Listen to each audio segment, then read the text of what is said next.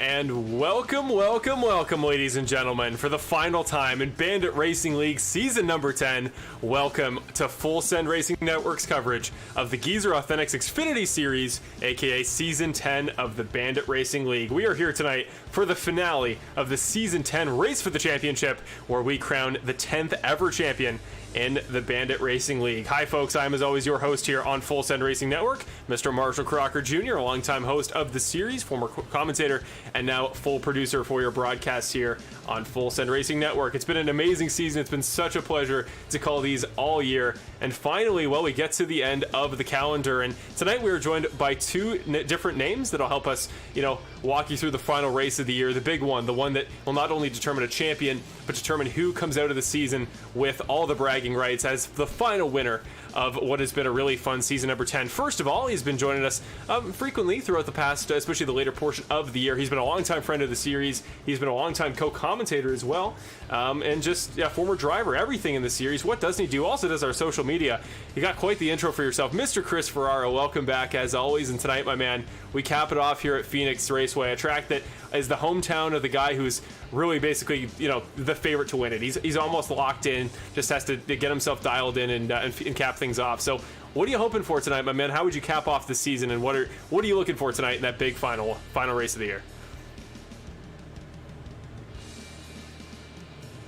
Tonight, I feel like championship's already decided. I don't want to take it away from that because it's Nick Nickerson. He's at his home track. He's really good here. He's really fast. So in my book, it's already decided, but I hope we just have some good racing. Just have a lot of fun tonight. Let's end the season on a high note, and we have a couple good announcements here to make at the end.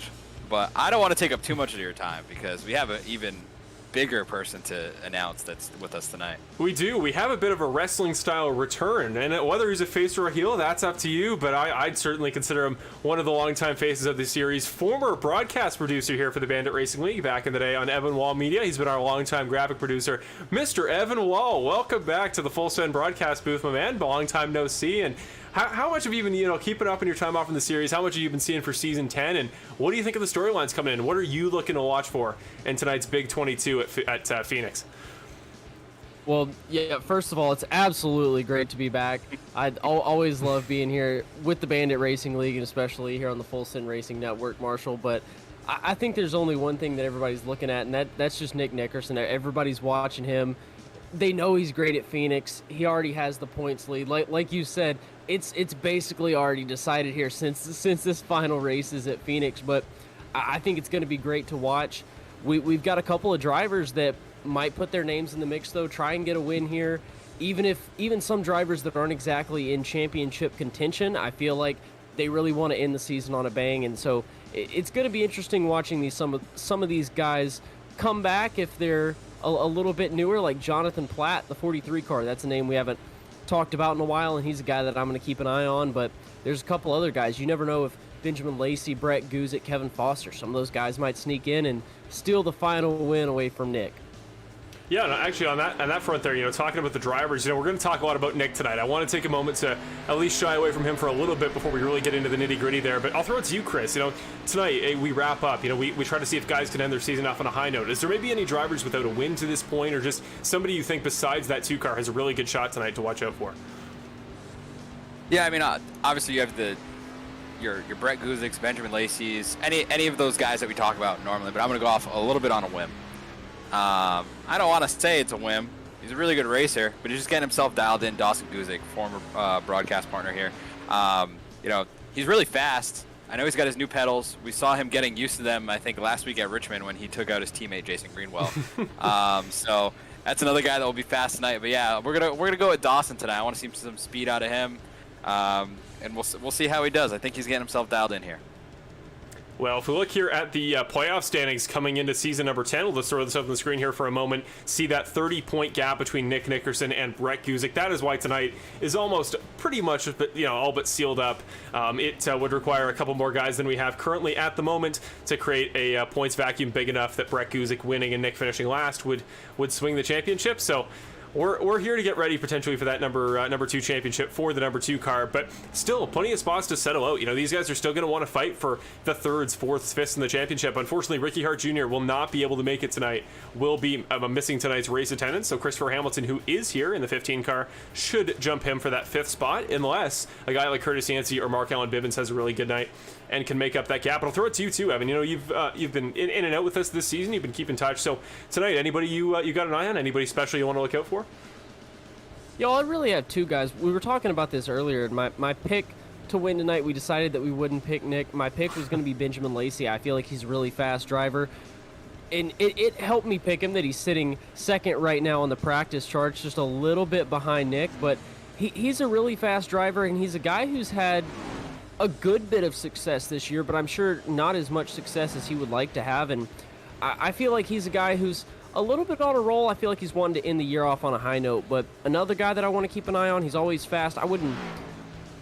He's always fast on this type of track, and I don't know what I mean by that because this is a weird type of track. But Curtis Yancey, he seems to be good at those weird picks or those weird tracks like that, and I feel like Curtis is going to have a good night tonight.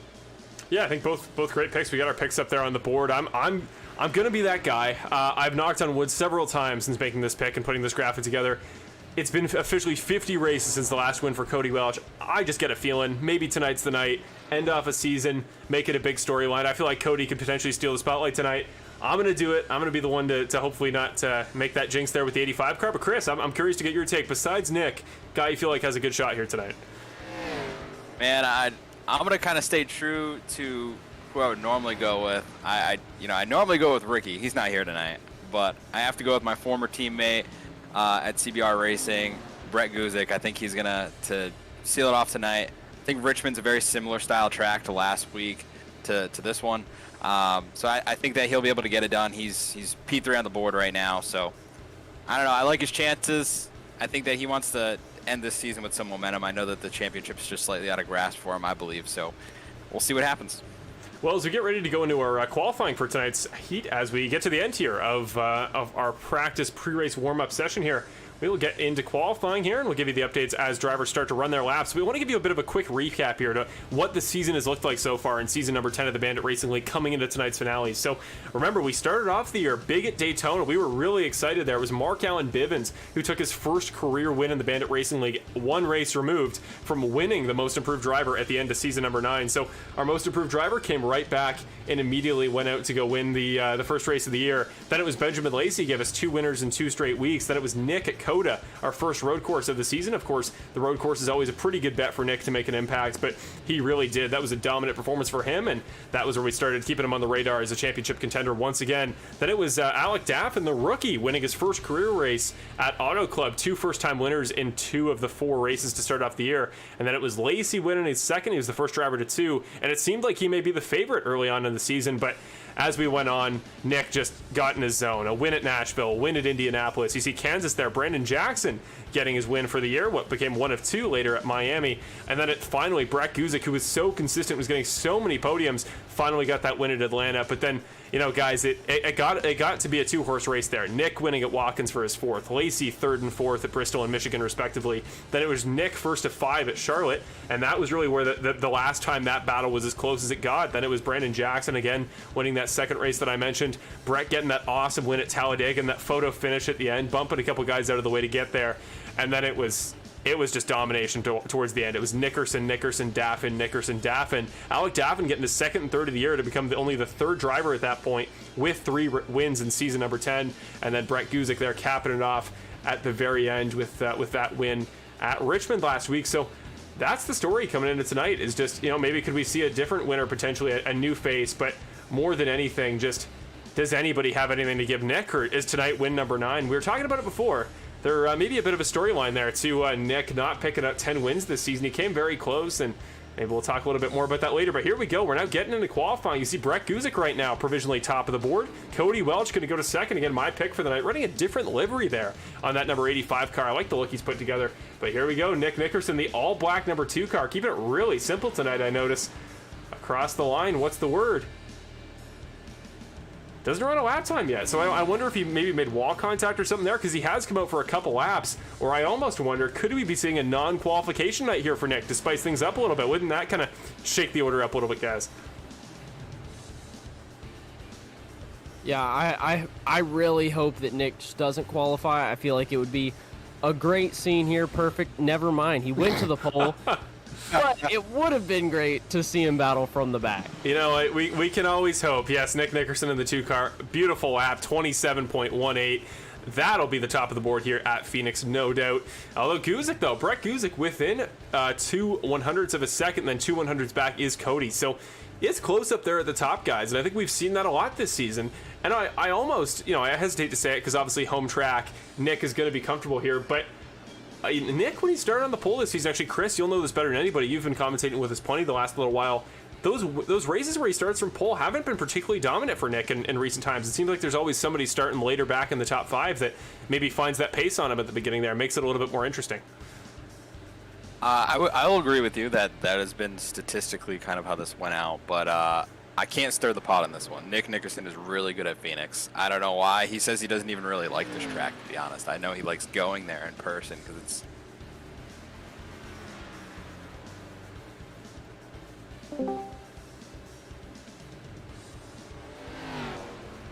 Hey, sorry guys, we just lost connection there auditorily there for a moment, but we're just watching Eddie Hagge finish up his lap. Provisionally 15th, loses it off of turn number 3, or I guess what is turn number 2 here with the moved start-finish line here at Phoenix. And actually, we'll quickly take a moment here now to talk a little bit about the format of the racetrack as we come to the end of qualifying. So Phoenix with, you know, a couple elements that make it quite unique. First of all, a non-symmetrical trial racetrack, but also want to talk about there, I'll throw it to you, Chris, as again, you know, longtime driver in the series. Do you want to talk a little bit about the dog leg and the effect that's going to play on the style of racing and potentially some pretty exciting restarts we'll see here tonight?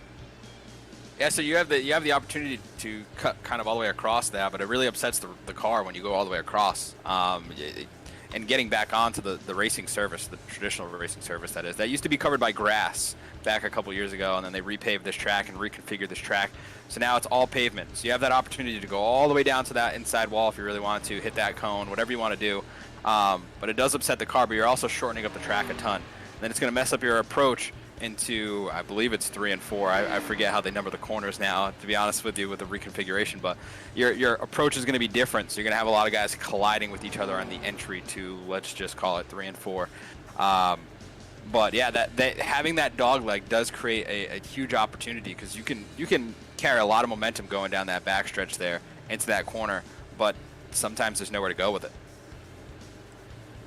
Certainly a lot of interesting elements to keep in mind, and we will see what tonight is like as far as collisions and guys making contact, because it's been a pretty caution-free last couple races of this season. We've been really good for that in the last little while. Very clean second half to the Bandit Racing League Season 10 season. But now, with that being said, for the final time in season number 10, we will crown a Rogue Energy pole sitter for tonight's race. Just got to find the graphic, and I believe winning his 4th of the season, this season number 10, I believe the Rogue Energy Pole Award champion, because nobody else has racked up 4 to this point in the season.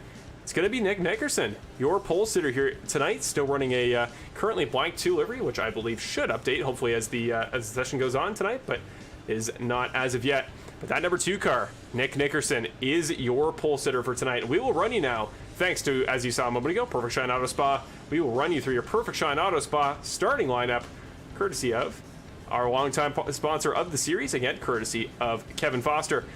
Our Perfect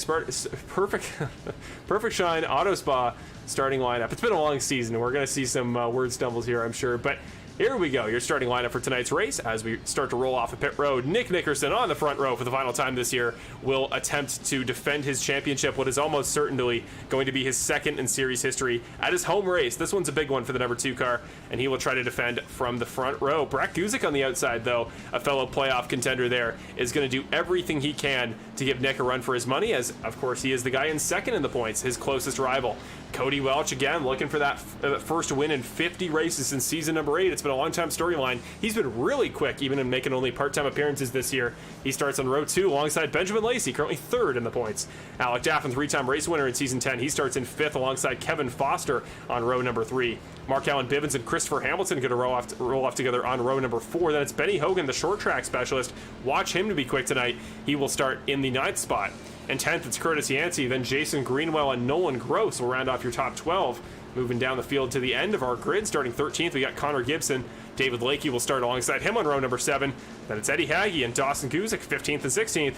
Then it's Bill Harkins and the returning Jonathan Platt will cap off your grid tonight at Phoenix. For the final time in season number 10, green flag for the start of tonight's race in the championship night 150 laps at Phoenix. Through the dogleg goes the 2, and the 85 already jumping the 04. Power move by Cody Welch in turn number 1. I just love watching these cars fan out as they go through that dog leg. It's just so cool to see. You don't get to really see that at many other tracks. You see some tight racing everywhere else, but yeah, great restart by the 85 car there. Really getting the jump on the 04, but as we see the 7 car going around. We do. Benjamin Lacey, one of the favorites in the championship. Maybe favorites for tonight's race win. You saw in the background of that last shot.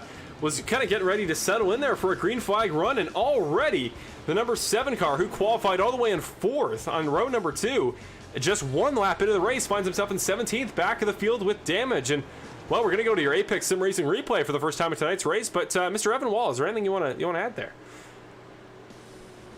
Well, it's unfortunate.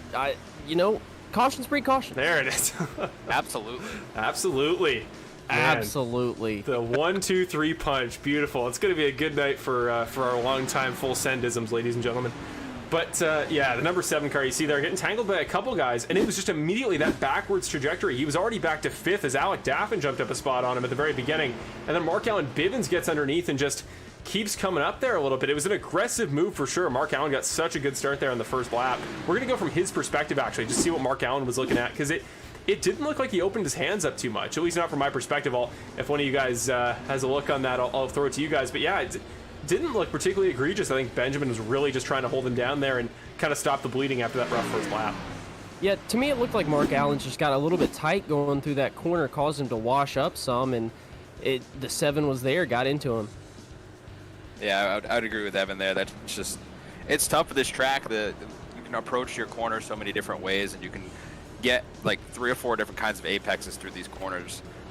So I think that's just kind of a misjudgment there. It's the first lap. I don't think these guys have had the opportunity to really run side by side for long periods of time throughout the practice session. So I think that's just kind of just a product of this track here.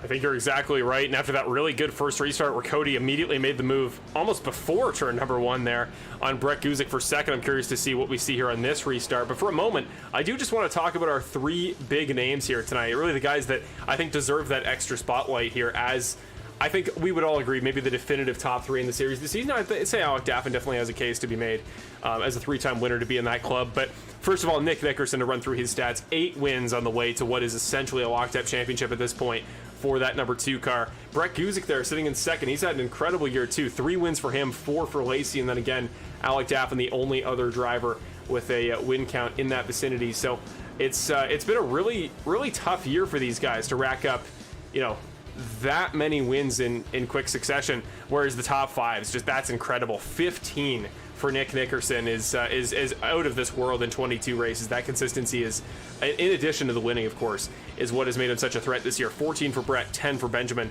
Been a little bit less consistent with the top 5s than the other guys. Top 10s, 18 for both Brett and Nick there, and then Benjamin 14. The poles, I was wrong about that number. I had that visual wrong. This is his 8th pole of the season. That was prior to tonight's race. So 7, now 8 poles in 21 races. Incredible for Nick.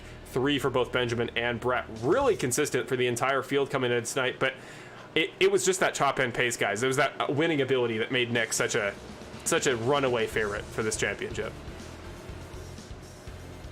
Yeah, and there's one thing, as the pace car's off, so I'm going to be quick, but there's just one thing that I was disappointed by. Nick only got 8 wins. There's been 21 races, and he only got 8 wins. He just needs to step it up next year. Well, here we go. Green flag as Nick Nickerson once again takes the jump and will comfortably get ahead into turn number 2. Looks like that pole car is not going to have much trouble defending their territory tonight on lap number 1. Way down to the bottom goes Curtis Yancey. You see that 51 car running the American livery there all the way to the bottom. Now slides up in front. He was getting real deep in there, but does manage to come back up about the same spot he was before. But Cody Welch, Brett Guzik, side-by-side battle for second as we come back to finish our first clean green lap off turn number 4. A little bit of parity of what we saw in the original restart there. The 85 car got under the 04 car. Now we're seeing a little bit of the opposite. So let's see what this 04 car can do, as the 85 before this restart was right on the back bumper of the 2 car. 2 cars kind of breaking away here. Yeah, he really is. Nick's starting to get into that groove. Markel and Bivens now up 2 spots. It's Curtis Yancey up 4 from where they qualified.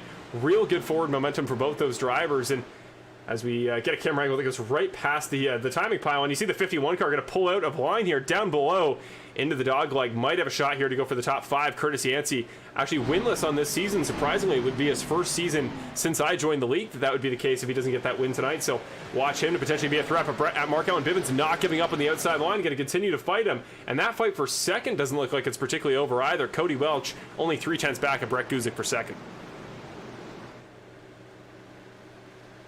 Yeah, I don't think anybody really wants to fall back too far. We've already had 1 caution this race, but I don't expect that there's going to be a ton of them, and I feel like a lot of these guys are expecting that there's not going to be a lot of cautions. So this isn't really one of those races where you want to ride, at least in my mind. You want to stay out of trouble. It's fine being single filed out, but you definitely don't want to lose too much time to the guys in front of you. I'd have to agree with Evan there. I think that these guys know if they want to have a chance at this win, not necessarily the championship tonight, as we were alluding to before we had a little bit of a connection issue. Nick loves this track. He's very fast here. He says he doesn't really necessarily like to race at this track, but he likes the track.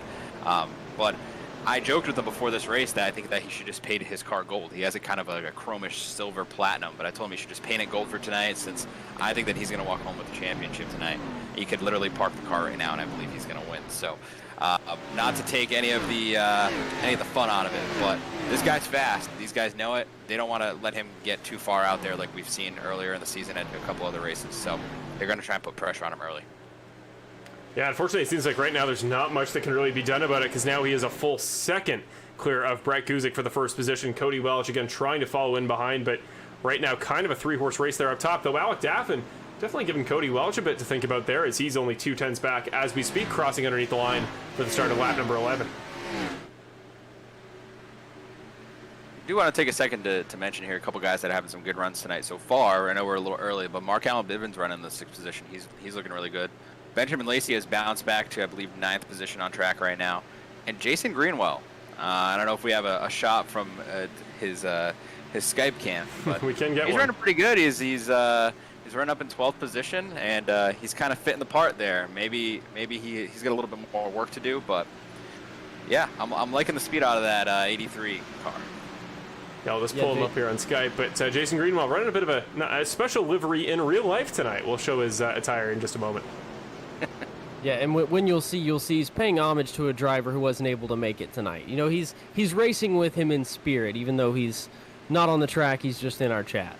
Well, you can now see him here the way his camera's panned. We can't quite get the whole thing, but tonight running the full Ricky Bobby Wonder Bread uniform there. Got the jacket on, got the Wonder Bread hat. He is looking good there. Doesn't match the 63 car, or the 83, I should say, but is running quite well tonight. And yes, here in honor, I guess, of Ricky Hart Jr., unfortunately, was not able to make it to tonight's race and would have had a shot at the top 3, top 4 in the championship. So real shame he couldn't be here tonight.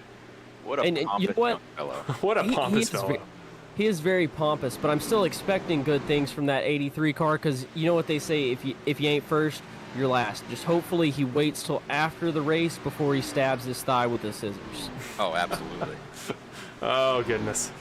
Oh, man, I haven't watched Talladega Nights in far too long. Right now, though, good battle here between Lacey and Haggy there for that 6th spot. Remember, Benjamin Lacey involved in that first caution of the day. He's really starting to fight back now. He's right on the tail end of that number 97 car, who's also having a really good run. Eddie Haggy currently in 6th, ahead of 2-time champion Kevin Foster, Benny Hogan as well. Benjamin Lacey, though, really starting to fight back and giving him a good scare here, at least for a moment.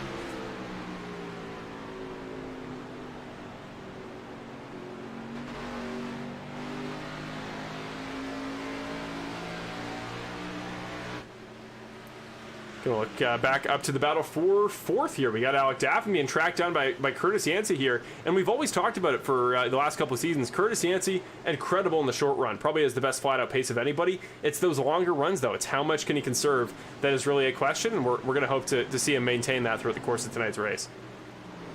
Yeah, and that's one of those things that I'll be excited to see come next season. We'll talk a little bit more about next season later. You'll talk a little bit more about next season later, but that's one of those things that I'll be excited to see if that's something that he can improve, because I would love to see that 51 be faster. Like you said, he is one of the quickest guys out here, but because he doesn't have the long run pace of some of the other guys, he isn't exactly the fastest of guys out here. So he's one guy that's always really fun to watch. He just needs to, like everyone, he has an area that he needs to work on a little bit, and it's going to be really exciting to see if he can get that tuned up and ready for next season. You'll see a bit of a graphical reset here, just making some changes that'll affect the way cars show up, but hopefully for the better. There is the Classic 2 car we are used to seeing. Got that figured out. So there you go, Nick Nickerson and all of his beautiful chrome glory. That silver paint scheme, as we were mentioning before. Silver should probably be gold. But you also get to see that white and red livery Curtis Yancey's got, something a little bit different as he tries to track down Mr. Alec Daffin there in that number 48 Shaw Racing entry. Also, Benjamin Lacey momentarily getting ahead of Eddie Hagge. Now slots back in behind, running kind of a retro different livery there in that number 7 car rather than that usual Red in the Wild scheme. He's close. Here comes Kevin Foster now, the 8 car, going to get back involved. And I think tonight is a big night for Kevin Foster legacy-wise, guys. I mean, as of right this second, right this moment, Kevin Foster's the only ever 2-time Bandit Racing League champion. Tonight, that could change to his own teammate. I think that's absolutely huge. You know, Nick has kind of shown that he is the top here. He's now our Jimmy Johnson, I guess you could say. That you come out here just to finish second to the guy every single week. It gets tough. The guy's head is so big. Even though I think Jimmy Johnson's head didn't get as big as Nick Nickerson's towards the end of his career, but I mean, it's really tough. But from a Kevin Foster standpoint, you got to be nothing but proud of the guy. They're teammates. They work together really well. Nick's such a great guy. I know we joke around with how big his head is, but he's a great guy, and he's an even better talent. So that's got to be cool to see, having your teammate kind of tie your record there. And you know, maybe in seasons to come here, maybe he can be the sole owner of the most championships in the Bandit Racing League. And you know what? I think his head may just look bigger than it is just because he's short. I think it's just like a size thing. Oh, no. Oh, man. You brought that one back. I like that. That was good. I was just about to compliment Nick on the fact that whereas Jimmy Johnson's head got big and he went to IndyCar thinking he could compete, I think Nick actually genuinely could. So I think that's the only difference between those two icons of racing. And, well, until Nick wins 5 in a row, I guess there's still not quite a comparison to be made there. But Kevin Foster starting to fall back a little bit there. I think Eddie Hagge is going to try to take this spot over for him. Remember, the 8 car was right on the tail of the 7 there just a moment ago, and now he's getting passed around the outside by the 97 as Benny Hogan continues to close. Remember, he started 9th, still 9th now, but overall pretty consistent. Not a bad drive from the 11 car so far. As, again, back to this battle, Daffin and Yancey, no room to breathe between these two gentlemen. Another battle that I think is starting to tighten up. It keeps going back and forth here a little bit, but the 04 car is starting to close in about a tenth or two every couple laps, and then it stretches back out. It looks like Nick is getting through the start-finish line corner. I don't know if that's 1 and 2 or 3 and 4, but Nick is getting through there a lot better, whereas the long sweeping corner after the front stretch or the back stretch, I apologize again for not knowing the layout of this track right now, but the long sweeping corner, as you're seeing them coming down now, they're about to enter. It looks like Brett is getting through this corner a lot better. He allows the car to slide just a little bit more. It looks like he's getting back to the throttle a lot faster, so I think that's where Brett's making up most of his time. And I feel like that really shows off the different driving styles that different drivers have. Maybe a little bit nerdy of me, but that's one of the things that I really like to look at in comparing different drivers' driving styles. And that's one of the things you have to do, especially since these drivers can't change their setups. If anybody's watching this, you probably know that, but these drivers can't change their setups. They're fixed setup races, so the way that you are faster than other drivers, it doesn't matter how the car is set up or anything like that. It's changing the driving style, and so that's one of the things that's really interesting, is looking at the way that different drivers go through different corners. Yeah, we'll watch here from Brett's perspective here as we got his camera up in the top right now. I think that's what makes the Bandit Racing League even more competitive, if you really think about it. You go to a Cup weekend, you can just have a guy that you have a really smart engineer that throws a really good setup, and you could be a pretty good talented race car driver, but you just have a fast piece of machinery. All these cars are the same. They're all set up the same way. There's not really many adjustments that you can do except for brake bias and steering ratios that really don't do much to the car, but that just shows you how good the talent here is at the Bandit Racing League, and we have more to speak on that for next season with how good our talent is and what that's done for us to this point. But I think that really just shows you how good guys like Nick Nickerson, Brett Guzik, Cody Welch, all these guys are on a weekly basis to come up here and run so close to each other. Absolutely. Absolutely. I was just about to say, it's hard to decide whether there's more talent truly on the racetrack or up here in the booth. But we'll let you guys decide that one at home.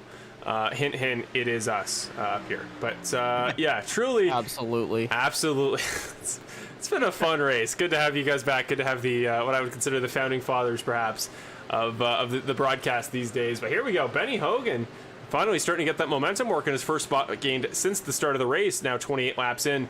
Eddie Hagg, you see here from this wide shot, though, not giving him any room to breathe as he still continues to sit in ninth there, 6 spots up from 15th as well. He made all that progress really early on, is now starting to kind of even back out, but it was a really good drive to that point. Really impressed with what I've seen from him. Just jumping back here to the perspective of Connor Gibson in the number 31 car. You see his camera on Skype as well. One of the younger drivers in the series, a Canadian, of course. Always a big fan to see fellow Northerners up here in this series. But he's being chased down right now by David Lakey, but doing a good job to hold him off. That 31 car, really solid drive so far. Another car that had started a little bit further back in the pack, started 16th. He's now made his way up to 12th. Dawson Guzik, really good to see him starting to find his way here. These cars are going to be hitting pit road, I'd say, in about 15 laps or so. I think the fuel window opens at lap 45. We did have a caution, so that may extend it a little bit. So we'll have to see how that works out there. But we're going to have cars hitting pit road here soon. I'm not foreseeing a lot of cautions tonight. I don't know about you guys. I don't see much of anything else happening. I think the only way we're going to see cautions is unless we get cars packed back up. And Evan can say his favorite line there. Cautions breed cautions, because that's what's going to happen. Towards the end of this race, if we start getting one caution after another, it's just going to be mayhem. But as of the way the race stands right now, I think we're going to have a couple green flag stops all the way to the end here, which I think is very exciting, because Nick could lose this 1 second lead just getting on pit road, because it is quite tricky, and this pit road is pretty long here. We have seen Nick have trouble on pit road. He has lost races due to trouble on pit road, so you never know. I'm obviously not hoping that it happens, but it would be entertaining. Yeah, never forget the foot cramp there. Back season 8, Road America, that final road course of the year, where Nick was one-upped by Ashley Molyneux at the time, thanks to a bit of a slip up there in the old foot. So hopefully he's been doing his stretches, doing his massages, and will be okay to continue without issue. But yeah, actually, what was the only road course loss of Nick's last 3 seasons? Otherwise, he would be perfect in that regard too. So he's lost something important on a foot cramp before, but we've talked about it a couple times today. I think tonight is beyond the realm of could be ended by a foot cramp here. Now watching this battle between Nolan Gross and Bill Harkins for 16th position. Another thing that's going to kind of play into a factor here pretty soon. I don't know. Nick's about a second faster than them a lap at this point. But Nolan Gross and Bill Harkins, they're battling for 16th and 17th.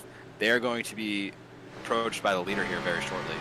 I do want to, while we're on the topic of him, Bill Harkins, I just do want to shout him out for everything that he's been doing this season and the fact that he's decided to stay on for season 11. I know that he made that announcement here a couple races ago, but thank you, Bill, for everything you're doing for this series, and this is really fun. I'm hoping that he can get that car back up to the front, because we did see him lead a couple laps earlier this year at Daytona, but someone turned him.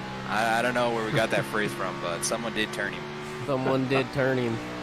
Oh man, now all we need is Brandon Jackson. Unfortunately not here tonight, but all we need is a Brandon Jackson stall, and I think we'd have Evan and I commentating bingo at this point. I'm really trying to find ways to get the little verbiages in here. Just trying to find any way I can to go back to some old adages we have. And maybe that you mentioned something, but I don't think we need to glaze over it. Bandit Racing League bingo. We might need to look into that for next season. Okay. I like that. The free space is Nick Nickerson finishes in the top 5. So yeah, that's a given. What a year from our champion. We we mock because we love him. And because it's I don't know about you guys, I am genuinely amazed. I look up to Nick as a race car drivers. We see Bill Harkins battling out here with David Lakey. Really good fight here. We also got Lakey's perspective as well. A lot of guys running Skype cameras tonight, so trying to give our best to give you a perspective for those guys at home. But right now, we got a three-headed battle for that is for 15th, 16th, and 17th position. And I know we always talk about it's important to give fair shout to everybody throughout the field, but tonight it has really been these guys, a little bit further back in the midfield that are giving us the exciting action. This is what we want. Yeah, absolutely. It's great watching these battles all over the track. Oh boy. The Greenville, Kentucky native there. I don't know why David Lakey's picture puts him in the corner of the screen there, but you see nice and calm there on the wheel, starting to get things figured back out, is getting into a bit of a groove, and is now starting to pull away from the 5 car. Wow. Oh! That was crazy. Down pit road. I thought that was about to just take out our leader in our championship. Main contender there, Nick Nickerson, as he gets into the back of the 5 car. As the 5 car, I don't know if he was coming to pit road, but he's coming now. Sorry, Bill. I guess you're going to pit now. Yeah, man. Remember, folks, the most important thing you can do as a driver, call out your pit stops. Just a pro trip. I don't think Bill did. I don't think Bill did that. So. I don't think he was coming to pit. So we'll call that our Apex Sim Racing top tip of the day. Call out your pit stops, kids at home. Eat your broccoli. Call out your pit stops. But put that on a t-shirt. Here we go. Yeah. Now just jumping up here for a moment to Cody Welch, who I will point out as we'll also go to Brett Guzik and then show the lap time comparison. Cody's closing in there. He's starting to make up a little bit of ground. So don't count that 85 car out. I know I called him, but I knocked on so much wood prior to this race. So don't consider this out. Cody faster each of the last 3 laps, including by almost 2/10 that last time by. I can't talk about Cody. I refuse to do it. I'm not going to be the guy. I'm not going to be that guy. I've done it enough all season. I'm just not going to do it. But what I do want to do is ask the chat. We have these post-race interviews. I'd like to see if we can get some questions that the chat would like answered for a couple of these guys. You can presume that we're going to interview Nick Nickerson. So let's get some questions for Nick Nickerson in the chat, and maybe we'll be able to ask him a couple of those towards the end of the race. Now riding on board here with Kevin Foster, who is now starting to track down Benjamin Lacey. Been a busy night for Benjamin Lacey, from getting involved in that first caution, had a battle going forwards with Eddie Hagee, now has a battle kind of looking backwards with Kevin Foster. Really consistent night here from that Clutch Automotive number 8 car. Really nice paint scheme there for Kevin. Again, Clutch Automotive, new partner of the GFR Racing team. It's been a really up and down year for Kevin Foster, but he's been really consistent. And I think as we go back next year, it's going to be interesting. We're going to the Gen 6 Cup cars for season number 11. Totally different package to what we run here in Xfinity, and of course what we run now in the new Next Gen Cup car and Real World NASCAR at the moment. So I think it's going to be interesting to see how guys adapt, but you got to think, guys, as again he continues to close it on Benjamin Lacey, the 2-time champion, Mr. Kevin Foster himself.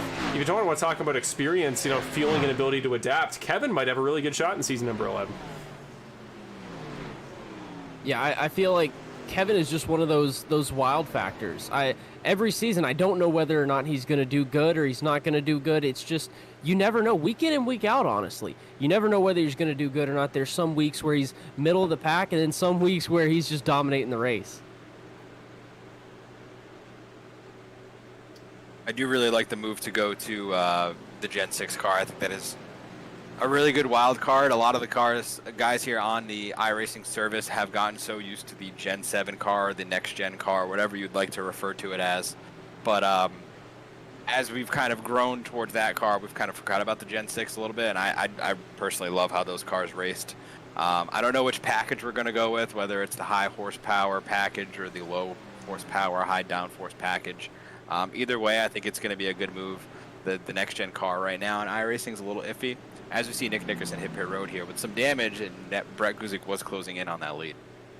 Yeah, and I absolutely agree with you. I feel like those cars are great, and I do believe it's the high horsepower package, which I think is going to be a lot of fun. Oh, yes. Give it to me. Beautiful.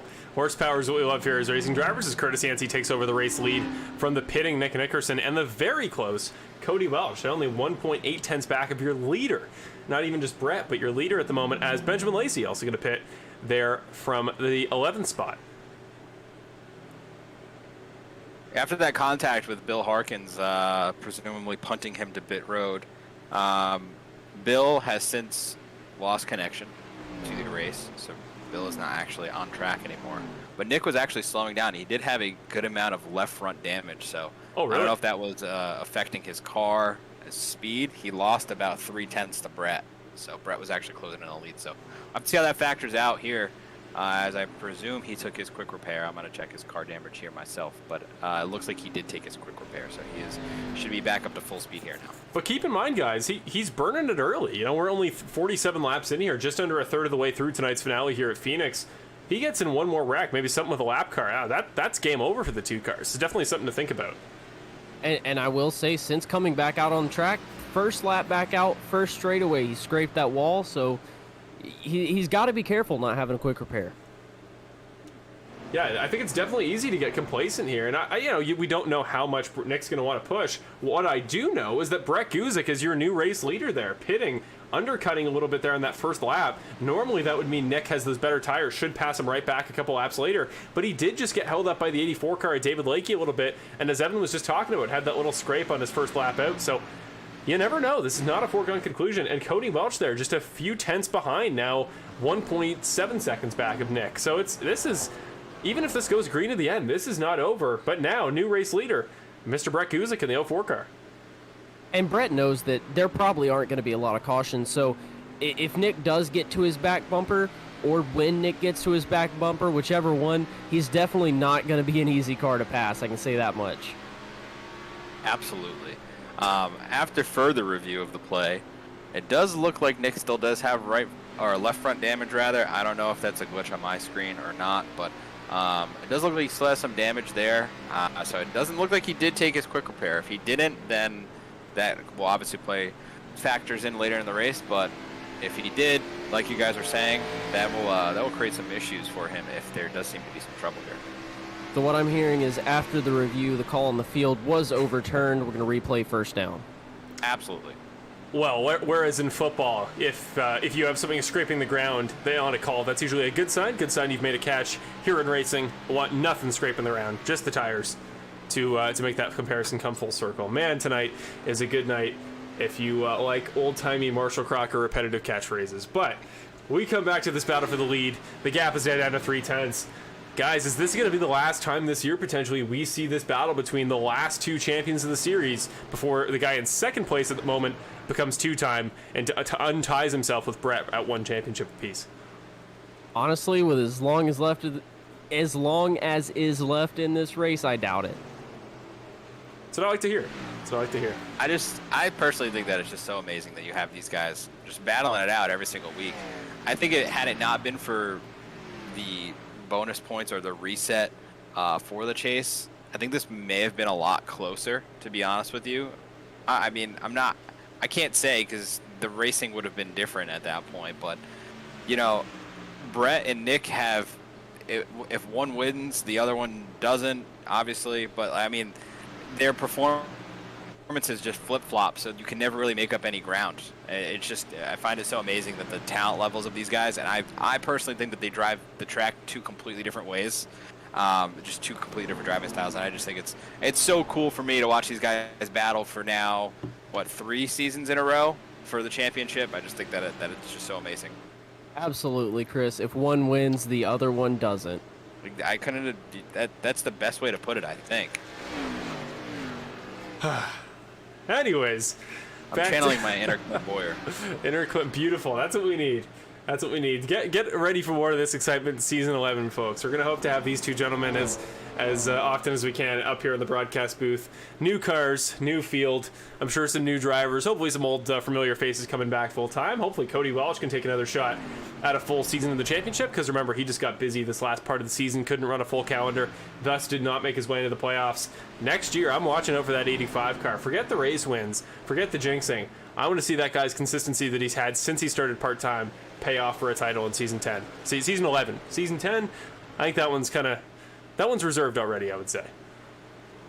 I would say so, because I think Nick Nickerson's going to win it, and that would mean that.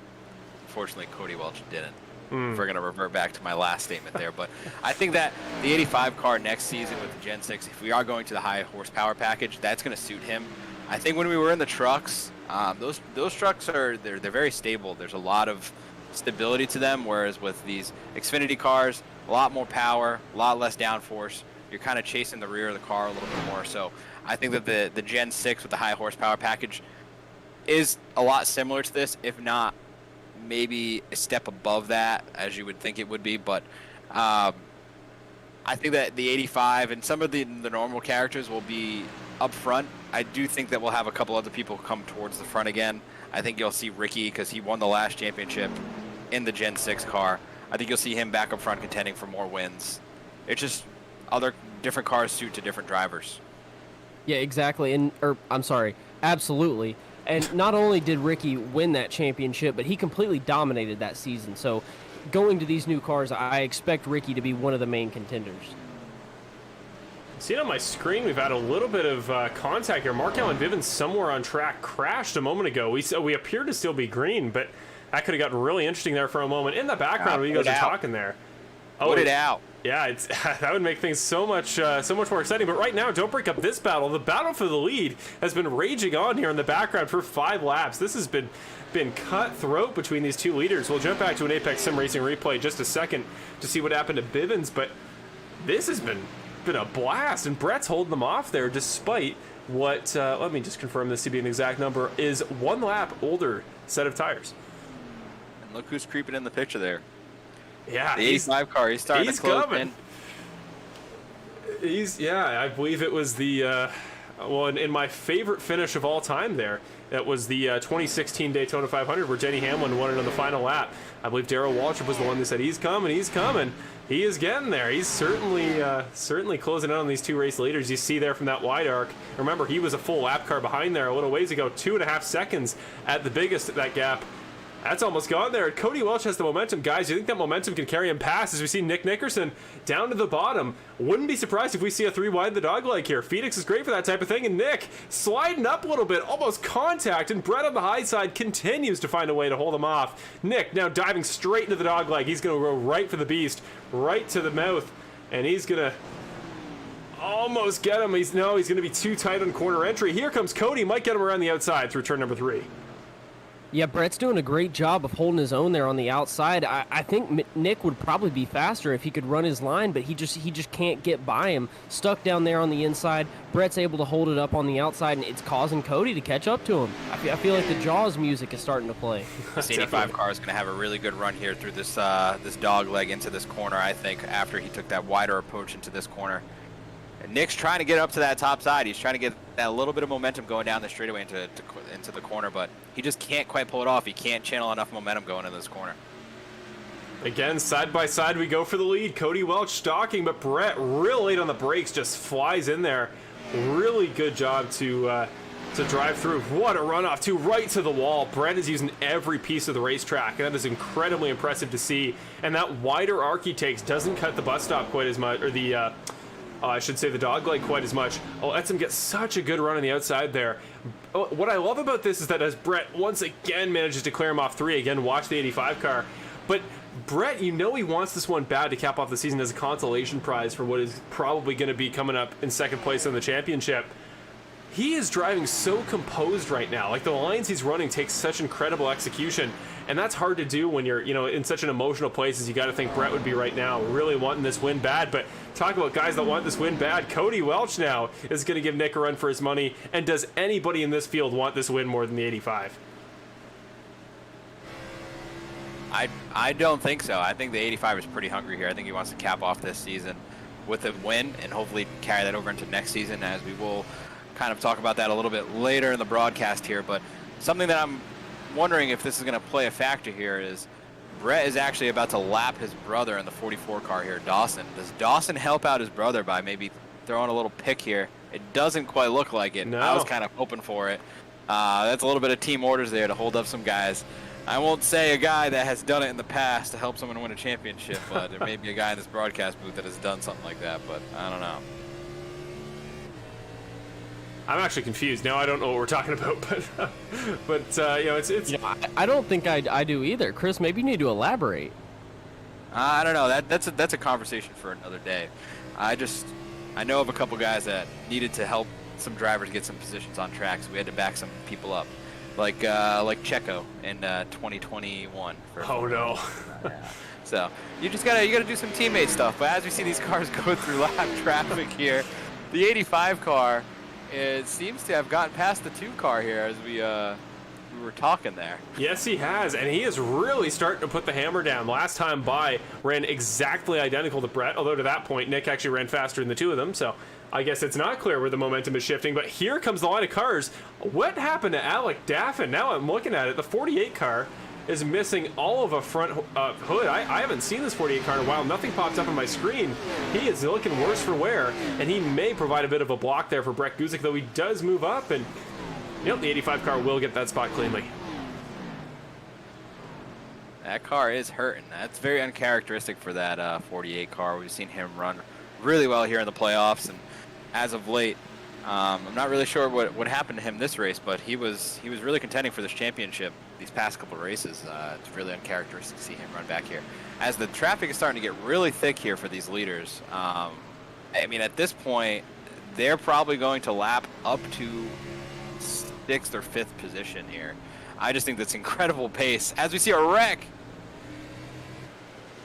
And they keep it pointed straight. The 15 car got into the back of the 97 of Eddie Haggy there. I'm not really sure how they got together, but they almost took out your leader, Brett Guzik. How huge would that have been? And I'm sure some little part of Cody Welch was thinking, hey, that might be a little bit convenient. Although he is doing an incredible job to slice through the traffic. I'm watching him here. This gap has stayed about the same. Brett's doing a really good job to minimize damage, but I feel like Cody is hitting the lap traffic a little bit in worse spots than Brett is, but he's making it work. He's finding the right spots to get the draft and where to check in. This will be bad for Brett. Nolan Gross gonna check right up in the middle of the corner. He's gonna square that one off nice and broadly, so he's going to take that time away from Brett. Here comes Cody. He made up about a full 10th there in that corner. Getting close, and this is fun to watch. As Nick now, really, I mean, he's only a second and a half back, but starting to really fall into the equation here. And, I just went back and tried to see what happened to Alec Daffin's front bumper, and he had a little bit of an incident with Dawson Guzik. It looked like he tapped Dawson going into the corner a little bit because he was faster, and I don't believe that Dawson appreciated that. And it looked like somehow magically, while they were side by side, Dawson's steering wheel just snapped right into Alec Daffin. They both had some contact, but drove away from him.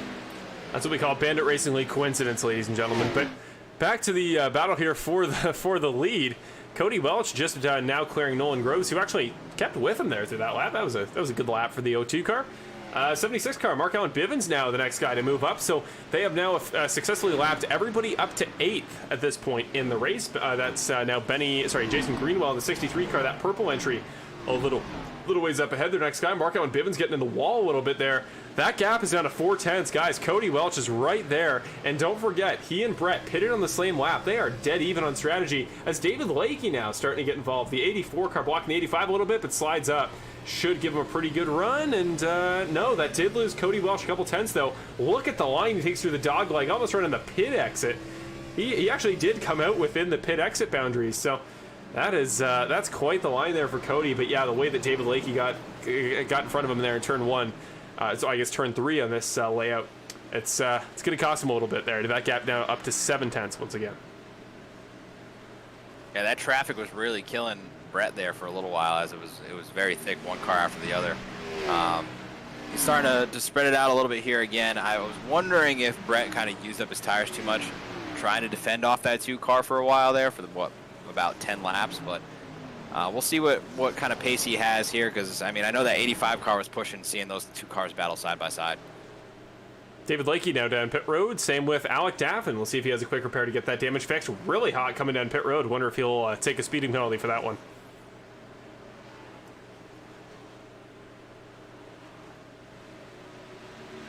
Now Jason Greenwell going to go a lap down. That it means all but the top 7 are on the lead lap. It's incredible pace out of these drivers tonight. I mean, you have about 7-8 tenths out to the back to the second place car in Cody Welch, about 2.5 seconds to P3 Nick Nickerson. So after that, there's a little bit of a bigger gap almost 7.5 seconds to Curtis Yancey there, and then 10, 23, 25 seconds. I just think that just shows you how much pace these guys have, and I don't know if it's the amount of practice they were able to put in or just raw talent. I don't know, but these guys are quick here tonight, and it's certainly fun to watch. I think that it's kind of challenging when you go back and you play some of your older NASCAR games or your older racing games, and you say, how many cars can I lap in this race?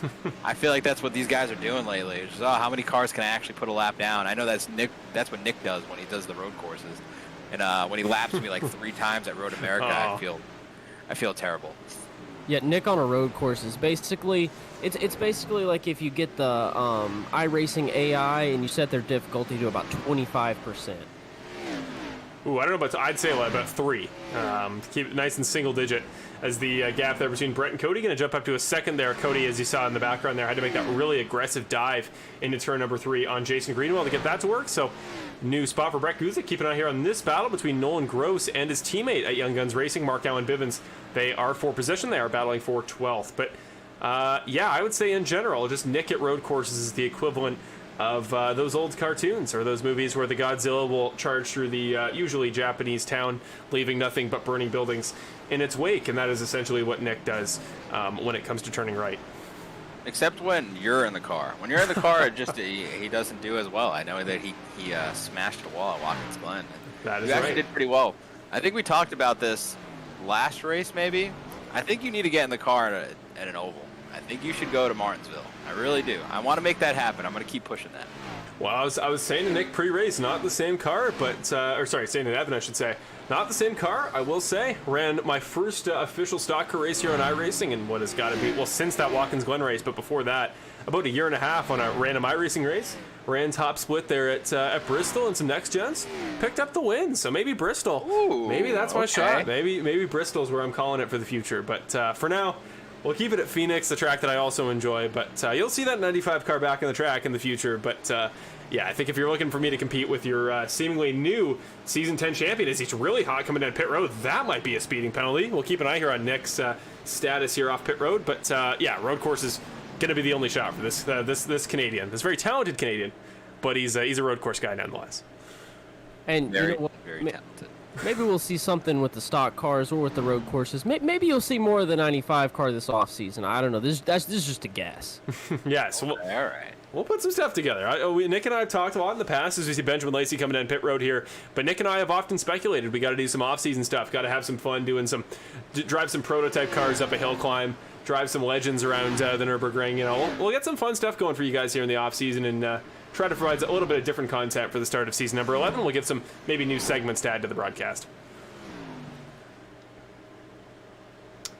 Well, Brett Guzik now going to go long on this stint, and I think this only speaks more to Brett, how fast Brett has been, because remember, he was the first guy on pit road there for that first stint. This is a terrible camera angle of Benjamin Lacey. But remember, he was the first guy down there on that first stint, will now stay out longer than all of his rivals, except for Cody Welch here on this second stint. So, like, that's impressive, you got to think, guys, that he can go a full couple laps longer than Nick on this stint and still be faster, all things considered. Absolutely. I think that Cody Welch is going to kind of match him here. He might try to duck down pit road 1 lap sooner, but Nick has actually gone 1 lap down. I have to go check back and see if he did actually get a speeding penalty, because that would certainly be interesting. But I think that Nick came down early just to try to get that undercut. At that point, he was almost 3 seconds behind when he had pitted. So I think that he said, if I want to put myself in contention to win this race, I'm going to come down pit road now. So I think that was the strategy as we see the 04 car coming down pit road. Yeah, absolutely. I think it's good to see that Nick is learning there too, because that was the exact strategy for Brett. Worked out perfectly for him. And now, yeah, as you mentioned, Brett Guzik coming down pit road, so it's going to be Cody Welch who tries the overcut, going to stay out longer than his rivals and hopes to gain track position. Just noticing now as well, tonight I was calling it before the 150, the championship night 150 here at Phoenix. It has since been shortened because it now comes to my attention. So we are only now just under 35, or just over 35 laps away, 38 to be exact, from the end of season number 10, declaring a champion, which means this is the final pit stop of the day, guys, and Cody Welch going to come down for his last of anybody, going to have the freshest tires once again for this final stint. That could be huge. Absolutely. For those watching at home, let's keep a counter here for these absolutelys and report back after the race, because this is getting fun here. But Brett Guzik now coming off of pit road. He will exit behind Nick. Nick coming out. That's going to be about a second and a half by the time I think Brett gets up to speed. So going to be close here. Cody on pit road. Watch this battle. This is going to be the one to keep an eye on. This will absolutely be what you want to keep an eye on. It's really setting up for a good battle here at the end. Absolutely is. This is absolutely a great broadcast. I'm really having a lot of fun. This is an absolute blast. If you guys aren't enjoying yourself tonight, I don't know what else. We're crowning a champion. We're wrapping up season 10. It's been an absolute blast all season. I don't know what else to say. Yeah, I was told by Marshall before that the more times I said absolutely, the more I would get paid. So I'm absolutely having a great absolute blast tonight. Just a peek behind the very corrupt inner workings here at Full Send Racing Network. But yes, as we cut back here to current leader Benny Hogan, driver of the number 11 car. He has now been out for a grand total of 42 laps here. Really good stint from the driver of the 11, and a little bit of damage to the back left of that Rollcraft entry. But as he comes off the final turn, he is holding off Benjamin Lacey there. Not for position, but he will lead a couple laps here. So a good way to cap off the season for the always talented, especially at short tracks, Mr. Benny Hogan. With this gap for the lead, down to half a second, Brett Guzik really attacking on those fresh tires. And I will say, that pit stint, I know he pitted a lap later, but if you think about the gap between 4 laps between Nick and Brett pitted 4 laps later. He's already caught Nick, whereas Cody only pitted a lap after Brett. He's still 2.5 seconds back. It's going to take a supernatural stint or a caution here from Cody at the end to get back in this fight. I would absolutely not rule out a caution at this point. The 04 car here has really closed the gap on the 2 car, like you had mentioned. I think that he's going to try and get past him sooner than later. I think that he showed the pace towards the end of that last run. Again, I don't know if the damage is affecting Nick's handling of his car. I just think that the 04 car has definitely figured something out here towards the end of the race that's helping him get around this track absolutely better than anybody else. We're starting to see some absolutely's in the chat. This is just falling apart. But here we go, Nick, as he's going to narrowly stay ahead there. Brett came darn close. It was the 31 of Connor Gibson there, kind of throwing a wrench in the 2 cars line there. But the gap just isn't closing. Cody Welch stays at 3 seconds. It's actually getting bigger to Brett right now. So what he's going to need more than anything is Nick to put up an absolute barn burner of a fight like we saw before. And we need Fort Knox here from Nick Nickerson, not the. Oh man, what's an example of something porous? The sieve you pour spaghetti through. He can't be that, because Brett is the water in your spaghetti when you drain it, and Nick is a sieve, and we'll see. Unstoppable force beats a movable object here, folks. Best way I could have put that. Great comparison. Oh. I absolutely love that. I like how we're getting back to these comparisons. It's really good. This has probably been one of my favorite broadcasts up to this point. This has easily been my favorite broadcast I've ever been on, and I don't think I've paid attention to half of the racing. I apologize, but it's been absolutely great. It has been absolutely great. I feel like we're on a podcast. It's awesome. Well, it's a podcast that features a battle for the lead, because Brett Guzik there making the attack underneath here through the dogleg in turn number 1, and now he gets ahead there. Great run off turn number 2, kept that momentum. 04 car back to the lead here, and that gap now 2.7 seconds to Cody Welch. Really, those 3 guys, the only competitors left for the top 3, but for the top 5, Curtis Yancey and Kevin Foster are in contention for 4th there, and Benjamin Lacey now in the 7 car, final driver in the lead lap, and that may be short-lived as he's only a couple seconds up the road from Brett Guzik. There we go.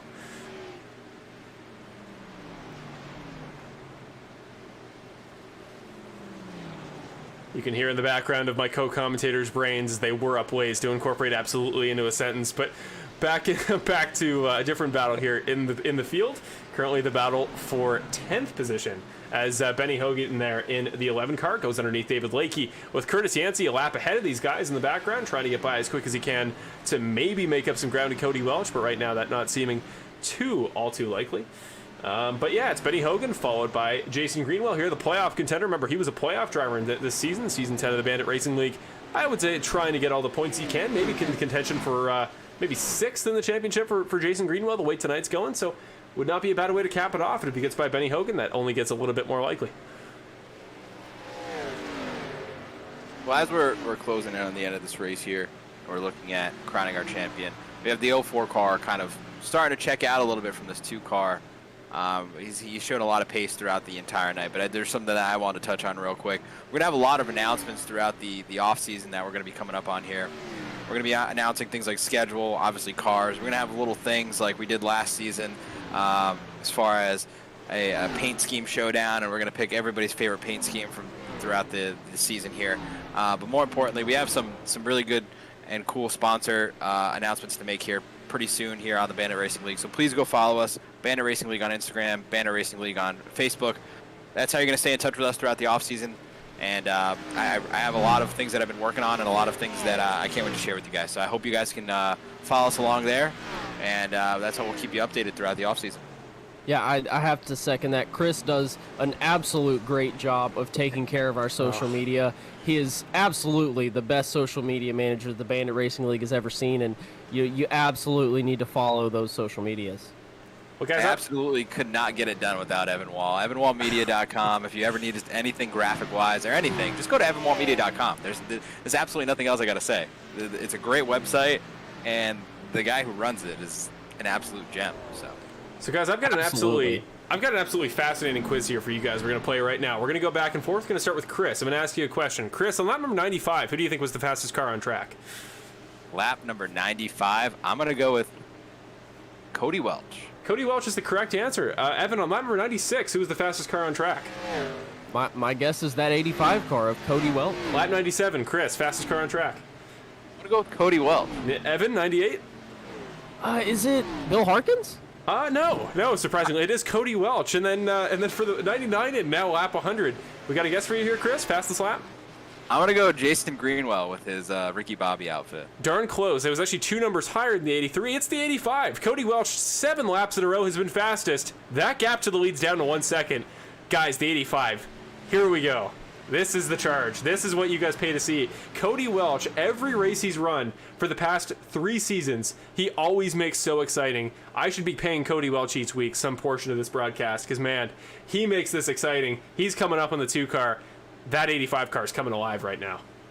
Yeah, for a couple of laps there, Brett Guzik was storming out front. Everybody else was just eating his asphalt. But right now, Cody Welch is storming up. Nick Nickerson is storming up. This is going to be a great finish. He is gone. He passes him underneath on the inside to return number, that is 3. Gets up in front of Nolan Gross there. Clears him. Nick will try to challenge, but I think the pace is all in the hands of the 85 car. Here we go. 1.1 seconds, 23 laps to go. Can Cody Welch get it done? And less than 25 laps to go. You never know what can happen. If a caution does come out, you know what they say, cautions breed caution. So this race could change in the blink of an eye. There we go. The Welch Army getting piped there in the chat, including Mr. Ricky Hart Jr. I will remind us, of course, unfortunate Ricky couldn't be here tonight. Really wish he could. Ricky, we miss you. I will say, this 50 race officially, tonight it hit 50. The 50 race winless streak for the 85 car would only be 20 races if it were not for you pitting him at Texas a couple seasons back. Just want to throw that in there, Ricky. So it's good to see this come full circle. It's good to see the story there. But Cody, you got to wonder if that's going to do it for him, because this could have been a whole lot sooner. But we love Ricky. That was an amazing move for the win. And we are glad, Ricky, that it is not you tonight at 50. But come on, Cody, from everybody.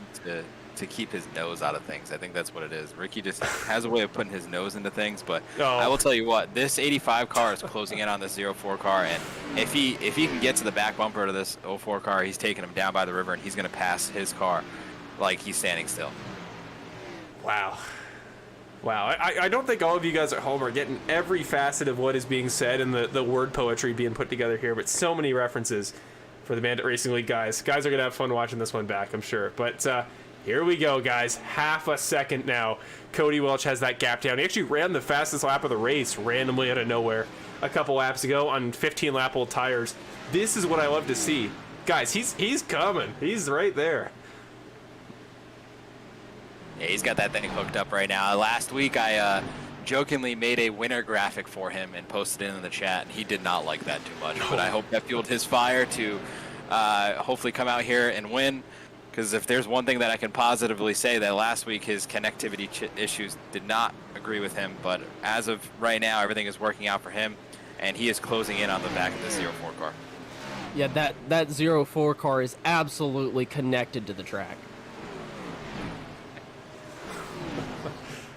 Oh, here we go. The onboard from Cody Welch's perspective. We'll capture this one in a proper view, but look to the Skype camera. You can see there that monitor in the background, that sprawling 3-monitor setup. He gets a perfect view of everything around him. He's been nailing his braking points all race. Look at the face. Look at the dialed in, just nature of that number 85 car. Look at the beard, we also want to say. That might be the most beautiful beard that has ever been in contention to win a Bandit Racing League race, and what a race to do it at. The finale, to cap off Season 10, to make a statement, to say Season 11 will be the time of the 85. It may have been Nick's season now. It might be Cody's season next year. I don't know when it's appropriate to hunt Cody's, but you can definitely go call this Cody season if he picks up this race win here. So there we go. Benjamin Lacey up to the top. Longtime rival here of both the 04 and the 85. He continues to make it close. 16 to go now, folks. And, well, if I think back to real-world comparisons here, if you guys watched last season's Xfinity Series finale, you'll remember the story of Daniel Hemrick, a driver who had never scored a win in Xfinity. He'd had many top fives, many podiums. He'd never won. Austin Cindric was the odds-on favorite to win many races in the year, didn't win the championship. He's the Brett Guzik in this scenario, and it was Daniel Hemrick on the last lap in the last corner, diving it up the inside, getting not only his first race win, but a championship. Can't do that tonight, but he can get the race win. And I was pumped then watching it on TV, and I hope to be pumped now from the broadcast perspective if we see something similar here at the end. I have been knocking on wood for the past 2 minutes as I say this sentence. Yeah, absolutely. All jokes aside, that 7 car is actually the teammate of the 85 car. I think he made the perfect play there on being a little bit of a pick and a harder car to pass for the 04 compared to the 85, because now the 7 car has seemingly disappeared off the face of the earth there. But this 85 car smells blood in the water. He is coming after this 04. I know he's going to throw everything he can. I know he wants to end this season with a win. He's been well deserving, and if it wasn't for last week, he probably would have already checked that box. But man, this is getting exciting. And we're seeing in the chat there from Ricky Hart, he wants Cody to just move him once he gets there. And there's something to be said about wanting to win this thing clean, wanting to, especially with, Brett looking for second in the championship. But I think at this point, I don't think any of us will be mad at Cody no matter how he tries to attempt this thing. And I just want it so bad. Just looking back here on the schedule, it was May 5th of last year was the last Cody Welch win. Now in September of 2022, almost into October. Who would have guessed a year and a half? And now that gap starting to open up a little bit. But Brett is behind Connor Gibson. It caught the game a little bit of trouble earlier. Maybe what he needs, because right now Cody starting to kind of plateau a little bit. I don't know if he saw an opportunity there early and really buzzed the tires a little bit, got those tires hot. Doesn't have quite the traction that he wanted. He's starting to fall off the pace here a little bit to contend for this win. But, I mean, if you're talking about pure pace tonight, they've lapped all but 5 cars. I mean, that's incredible. I know we only have an 18-car field tonight, but, man, that just shows you how much speed and talent is in this field tonight. And if Cody Welch can't get it done, that was a very impressive drive to at least put yourself in contention there.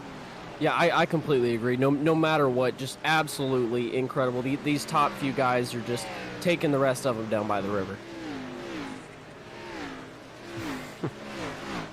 Oh my goodness. Well, oh man. Here we go, guys. 10 to go this time by. Only 10 laps left in the Bandit Racing League. I would approximate we've had about, I think somewhere in the ballpark of about 2,500 laps to run this season in the Bandit Racing League. We're down to only 10. What a year it's been. We want to just, we'll go over it again at the end of the race, but we want to thank each and every one of you that has watched, not just tonight here for the championship night 125 at Phoenix, but just the entire series, the entire multiple years that Evan or I have done this series. All of you who tune in week after week. Tonight's finale is a culmination of all that. And tonight, now Brett Guzik 9 laps away from a potential race win here. His 4th of the year it would be at Phoenix. The defending series champion trying to make a bit of a statement to say, this may not be my night for that title, but keep an eye on Brett Guzik for season number 11. Yeah, I would certainly agree with that. I think that Brett is a little salty about this one getting away from him. He tried really, really hard. You could tell the preparation that he was putting into each and every week. It just didn't kind of line up for him, unfortunately. It's hard to beat that 2 car. He's really fast. I mean, you're beating him now, and he's only in 3rd. It's not like he very rarely has poor performances. And It's just about capitalizing on him when he does get those poor performances. But we had a lot of joking around, a lot of fun tonight. But I think that kind of maybe get people a little confused with how professional and how competitive this league is. I take a lot of pride in being in this league, and thank you for letting me commentate as much as I did this season, and Evan for all the help that he does throughout the season. So, this has been a really great season. Capping it off with a really fun and entertaining race here tonight has been just an absolute blast. Yeah, on a serious note, I completely agree. Thank you, Marshall, for having me. It's been a great time, and it's been a great season. Not only, even when I wasn't here, it's been great to come and watch these races. You guys do such a great job of doing it, and I know that's going to continue into next season. I can't wait for many seasons to come to be able to watch or be here in the booth. Well, guys, it's been an absolute pleasure. There is no other gentleman I would have picked to be alongside me tonight to call this final one of what has been a great, very fun, and in some ways very long, but long in the best way, like a marathon, where by the end of it you feel accomplished. Everybody, not just the drivers, but us up here in the booth. Now coming to 5 laps to go for Brett Guzik here at Phoenix. But I think it's time to start wrapping things up. Thinking big picture about a guy that is not going to come away with the win tonight, as I'm sure he was hoping. It would seem, unless we get a late race caution, which don't count it out. But just final words on Nick Nickerson here as we come to the end of the season for him. I mean, season number 8, that dominant championship season, 10 wins in the Xfinity car. Last time we were here, he went out, he dominated, he was the guy to beat. Season 9 was a lot of the same, but it was a little bit more competitive. You could tell that truck you were talking about, that lower horsepower, Chris, just didn't seem to suit him. But it meant he was there at the end. He was so close, came a couple spots short on Brett Guzik of that season 9 championship. What would have been a 3-peat? Not only the all-time record for championships if he'd got that done, but the only ever 3-time repeating champion in Bandit Racing League, something that we may never see again. That was incredible. And to come back this year, to not miss a beat. We talked about that race before the start of tonight's broadcast there, Chris, about back at Daytona. You think about Nick making that decision for the championship to help Mark Allen Bivens not go for the win, not get too aggressive, to help Mark Allen to take the points. He came into the season dialed in. He didn't care about one win. He cared about the whole darn thing. And that is what we're seeing tonight. He did what he had to. He got dialed in. I know he was racing for the win tonight, but he just got in a mode and cruised. And that is what the 2-car does. And that is why, for my money, he is the most consistent, quality, doesn't make mistakes, no-nonsense driver we have in the Bandit Racing League. And that's why he is going to be a darn hard guy to beat in Season 11. And honestly, at this point, with 2 laps to go here for the number 2 car, I think the greatest of all time, the GOAT conversation in the Bandit Racing League, it's getting tough to refute that man himself is got to be the favorite for it. But I'm sure Kevin Foster, his teammate, only other 2-time champion, would have something to say about that. But here we go, folks. Getting ready for the final lap of the season. The Apex Sim Racing white flag comes out, and Brett Guzik will take us around one more time at Phoenix. 2.5 seconds clear. He's flying. He's getting ready to wrap this thing up.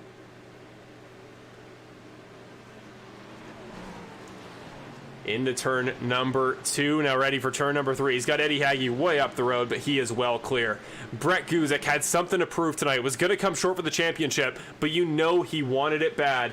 Now, through turn number 3 and 4, Brett Guzik make it 4 on the season, the 3rd driver to do so in season number 10. The defending champion wins in the finale at Phoenix, but off of turn number 4, he has done it, folks. Nick Nickerson is your 2020 Bandit Racing League Series champion. Congratulations to the man himself, Nick Nickerson, your 2-time Bandit Racing League title winner.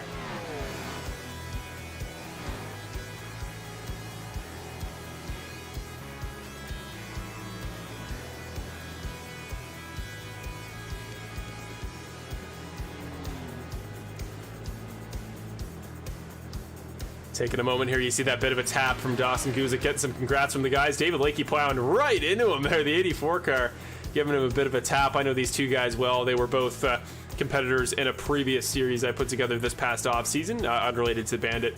But just incredible work from him. But we also got to give that fair share to Brett Guzik as well. I mean, just what a season from both those gentlemen. If it wasn't going to be Brett winning the race tonight, it was going to be Nick, the way those guys were driving at the end, or Cody. Honorable mention, of course, to the 85 car, who comes up as runner-up tonight. We'll talk to him post-race, and I can't wait to get a word with him, coming up so close once again. But we'll see what Brett's doing on track as well. But we got to first get these victory donuts, the celebration here from Nick. We're gonna go to Brett first in the interviews. We're gonna do Brett, then Cody, and we'll go to your champion to round off this season. But there you go, gonna get his donuts in as well. Brett Guzik, your race winner here at Phoenix.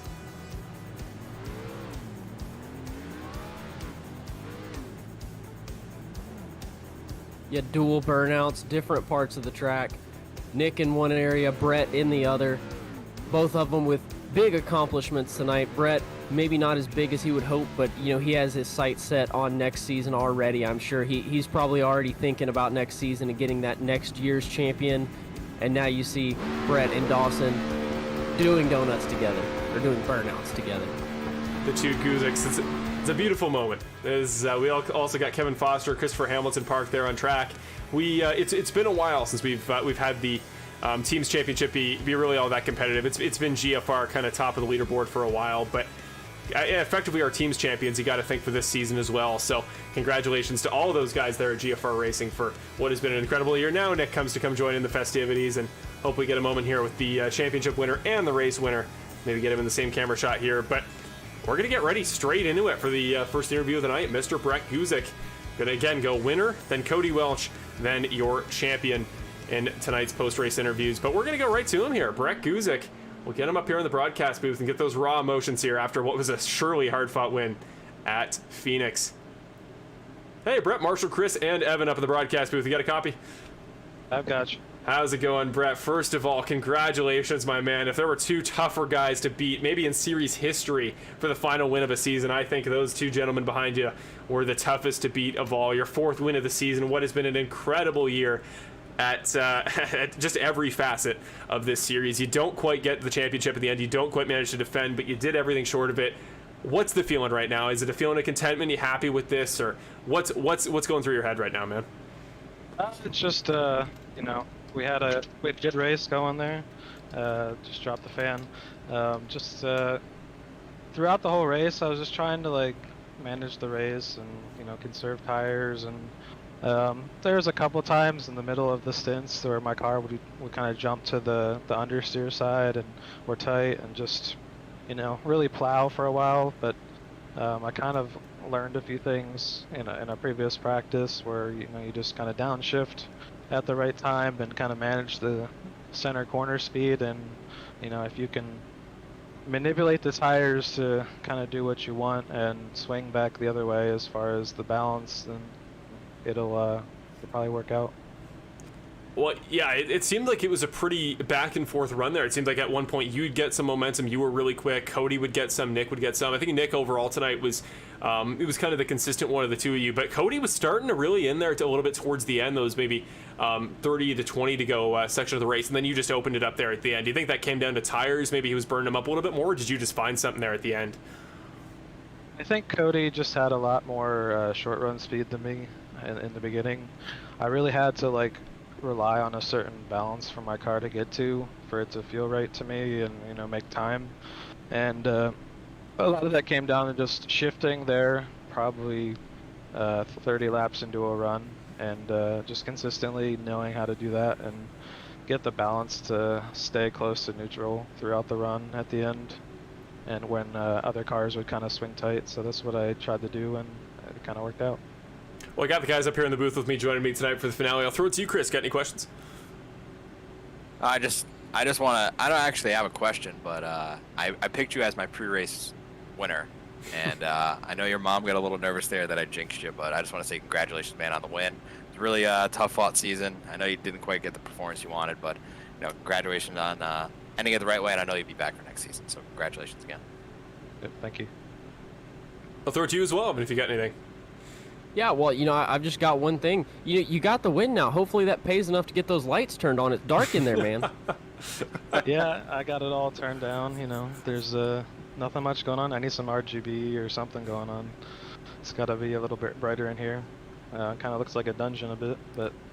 Well, consider it I genuinely consider it the Full Send Racing Network prize for what has been an incredible runner-up season here in the championship. We'll get you some RGB lights. We'll send you something from Canada. I know we're up here in the Great White North. There's a light. I guess Dawson Guzik, who's probably watching the broadcast, might have heard us or something like that. we will get something there. We'll get you something for the setup, and that we see that camera a lot. We talked to you quite a bit in this series, Brett. Probably, maybe even most of anybody this season. You had a ton of podiums.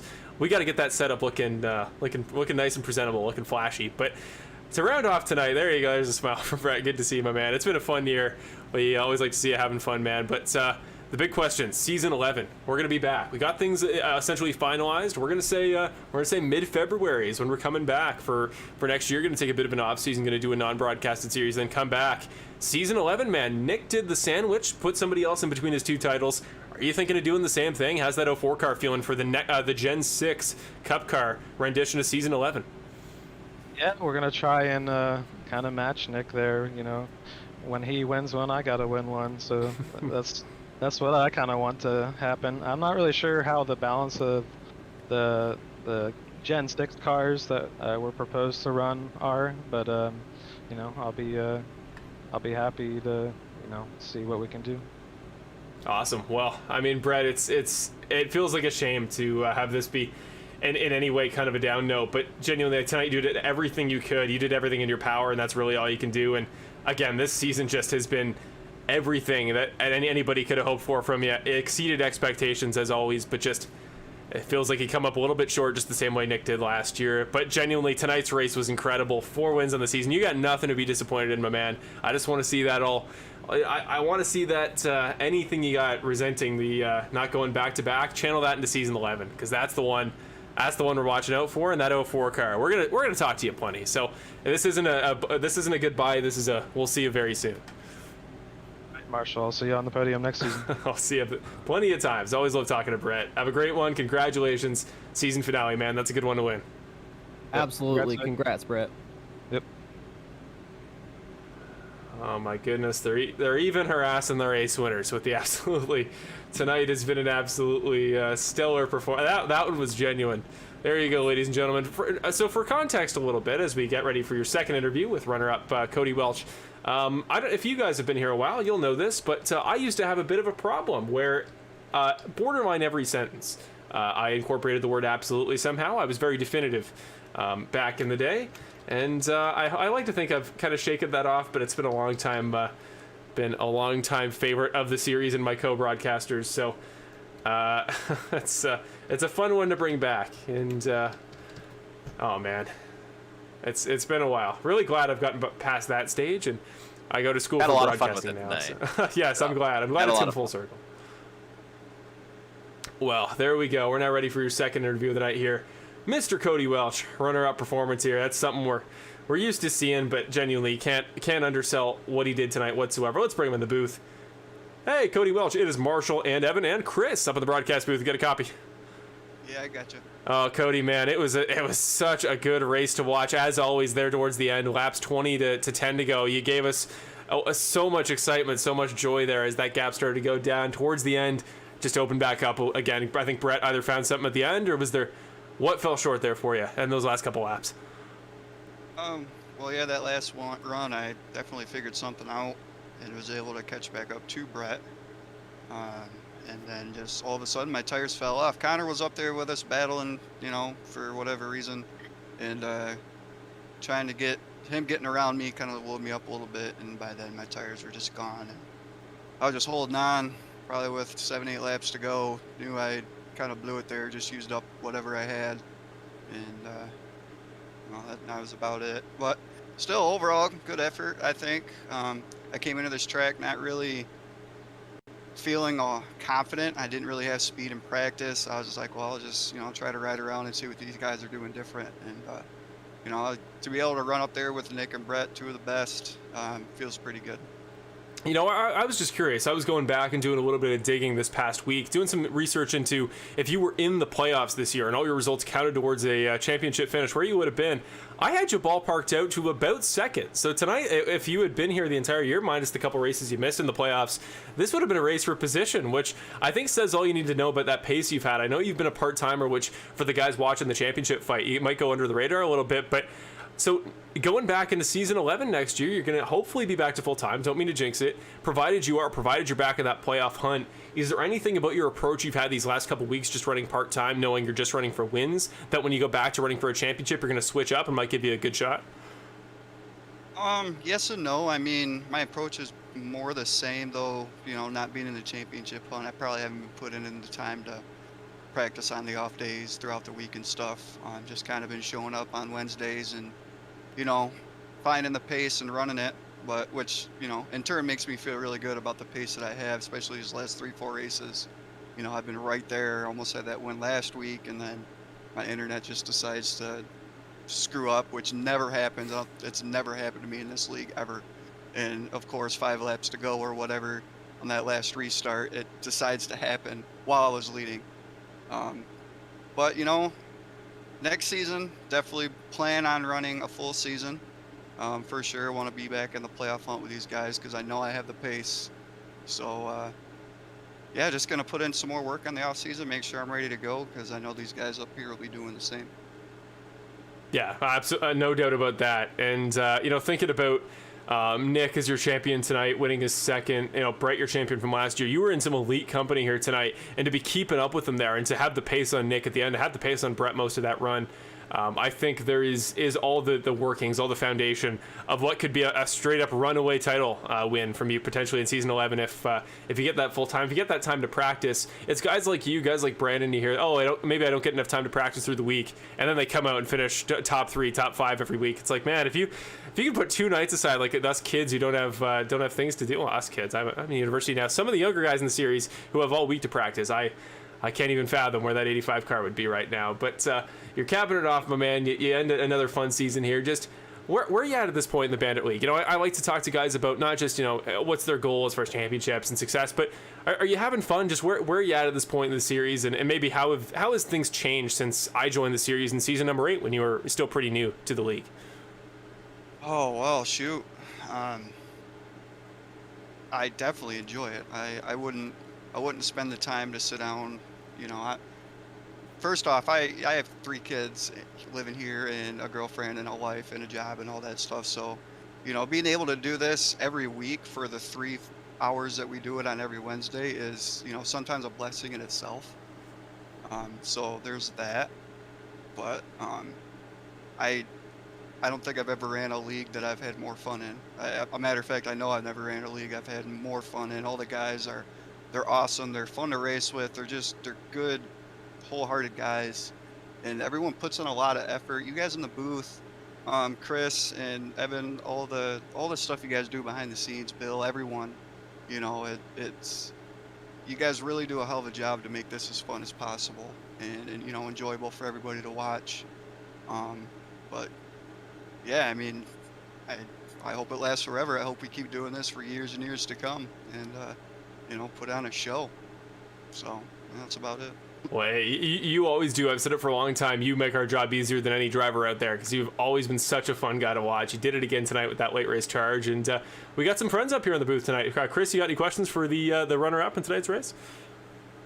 Yeah, I won't ask any questions tonight. I just want to apologize for making that graphic last week. I've been wanting you to win so bad. You're right there on the doorstep. I love your paint scheme, so I'm hoping that you can bring something similar to the Gen 6 car. I think you're going to be really fast in that car. But Cody, nothing but love, man. I'm always rooting for you. I try not to say your name in the broadcast, so that way I don't jinx you, but that was Marshall's turn. That was my fault tonight. Called you for the win.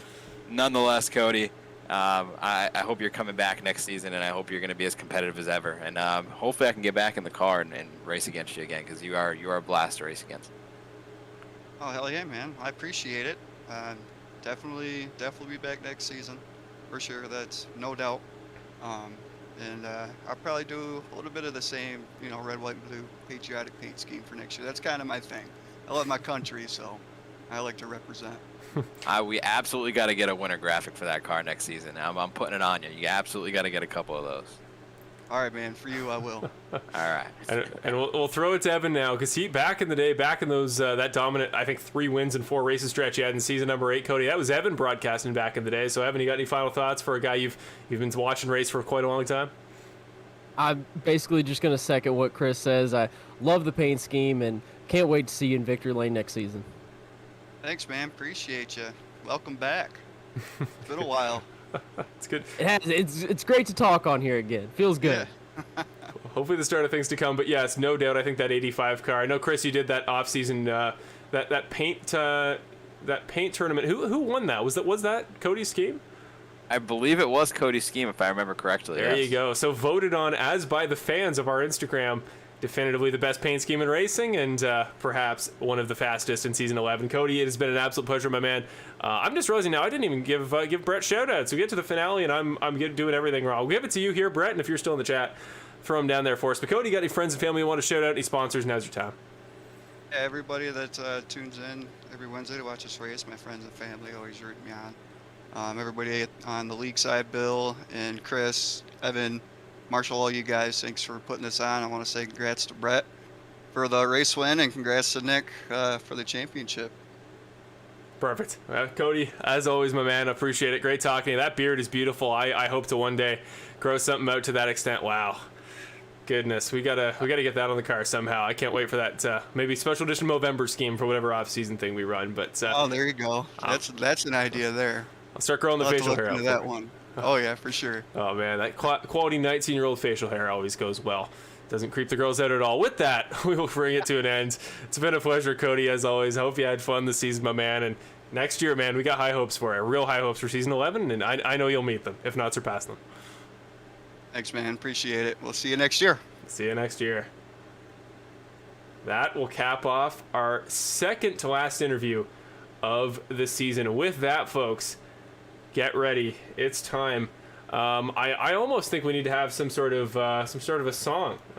It feels only right to intro them properly. Let's get this graphic ready. Do you guys have any requests? Maybe some sort of karaoke acapella thing we can sing for our guys. We bring them in the booth. Boy. Honestly, I think we could just end the broadcast now. Aren't we done? Oh, I don't think there's anything else. Oh man, I think we've perhaps found a one of Evan's few hatreds, that being karaoke singing. Well, I'll take over for us as we bring our guy in. Here's the graphic. Here's the man himself. Oh, we'll get him here on Skype in just a moment. We'll work through it, but we will now bring him in the broadcast booth. Your season 10 Bandit Racing League champion, Nick Nickerson.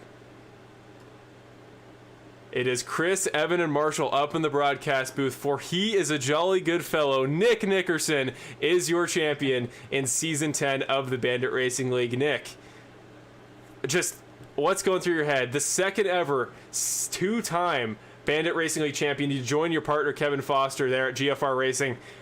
What's the emotion, man? I know you do this a lot, but as you've only ever been a champion one other time, you've been a race winner about 30. What's it feel like? Is this any different? Is this sensation as magical as you were hoping all year? Well, I tell you, it's been a stressful season, and I'm pretty glad that it's finally over. I had to put a lot of time and effort, the whole team, to kind of get it to this point, and I'm just glad I can be one-on-one with Kevin now. I can look next to him instead of up to him when it comes to racing in Bandit. Yeah, man, it's awesome. There was a lot of good fighting, man. I'm still kind of getting over how frustrating this race was tonight. Just didn't quite play out my way. I was getting, just stuck behind so many of the lap down cars, and just my luck was, I had zero luck this time around. But it was still, it's just the whole season, man. It's fun, but it can be stressful at some points, and I'm really looking forward to just having a couple Wednesdays where I can just kind of come home and relax, and I don't have to be like, all right, big race tonight. What are we gonna do? And so. Well, that's kind of yeah.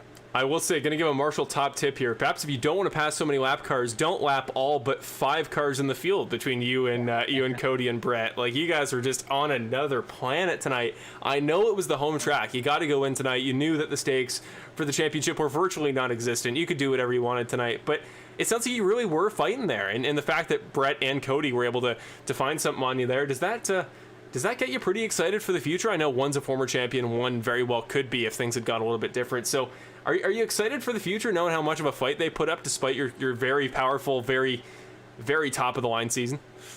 Yeah, man, and especially considering we're going to be going to a car that we haven't really ran in, I don't know, 4 or 5 seasons. If we're going to run the Gen 6 car, it's a completely new platform. I don't think any of us have a ton of experience, certainly not a Bandit season worth of experience. And if we did, it was so long ago, it's probably a lot different. But, it's just it's a big question mark, and I think it's going to be a blast to try to figure it out.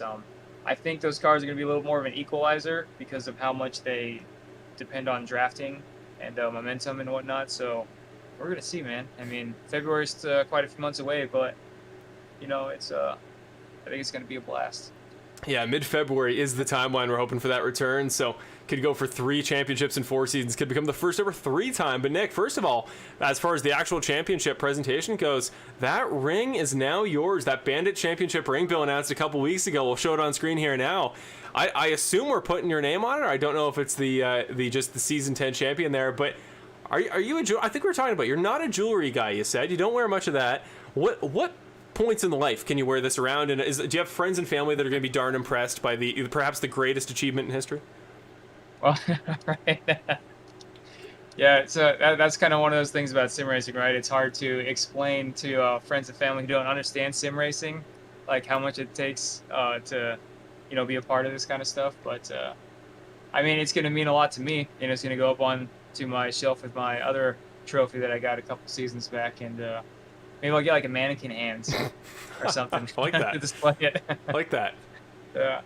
I don't know. I mean, it's more than just like the item itself. It's just, man, everybody that is a part of this entire league, when it comes to Bill, you guys that do the broadcasts, everybody that drives, like, I mean, it takes everybody to make this league what it is, and there's a reason why so many of us are here every single week, because it's just a blast. And I just appreciate everybody that puts their hands into this whole experience, which is sim racing.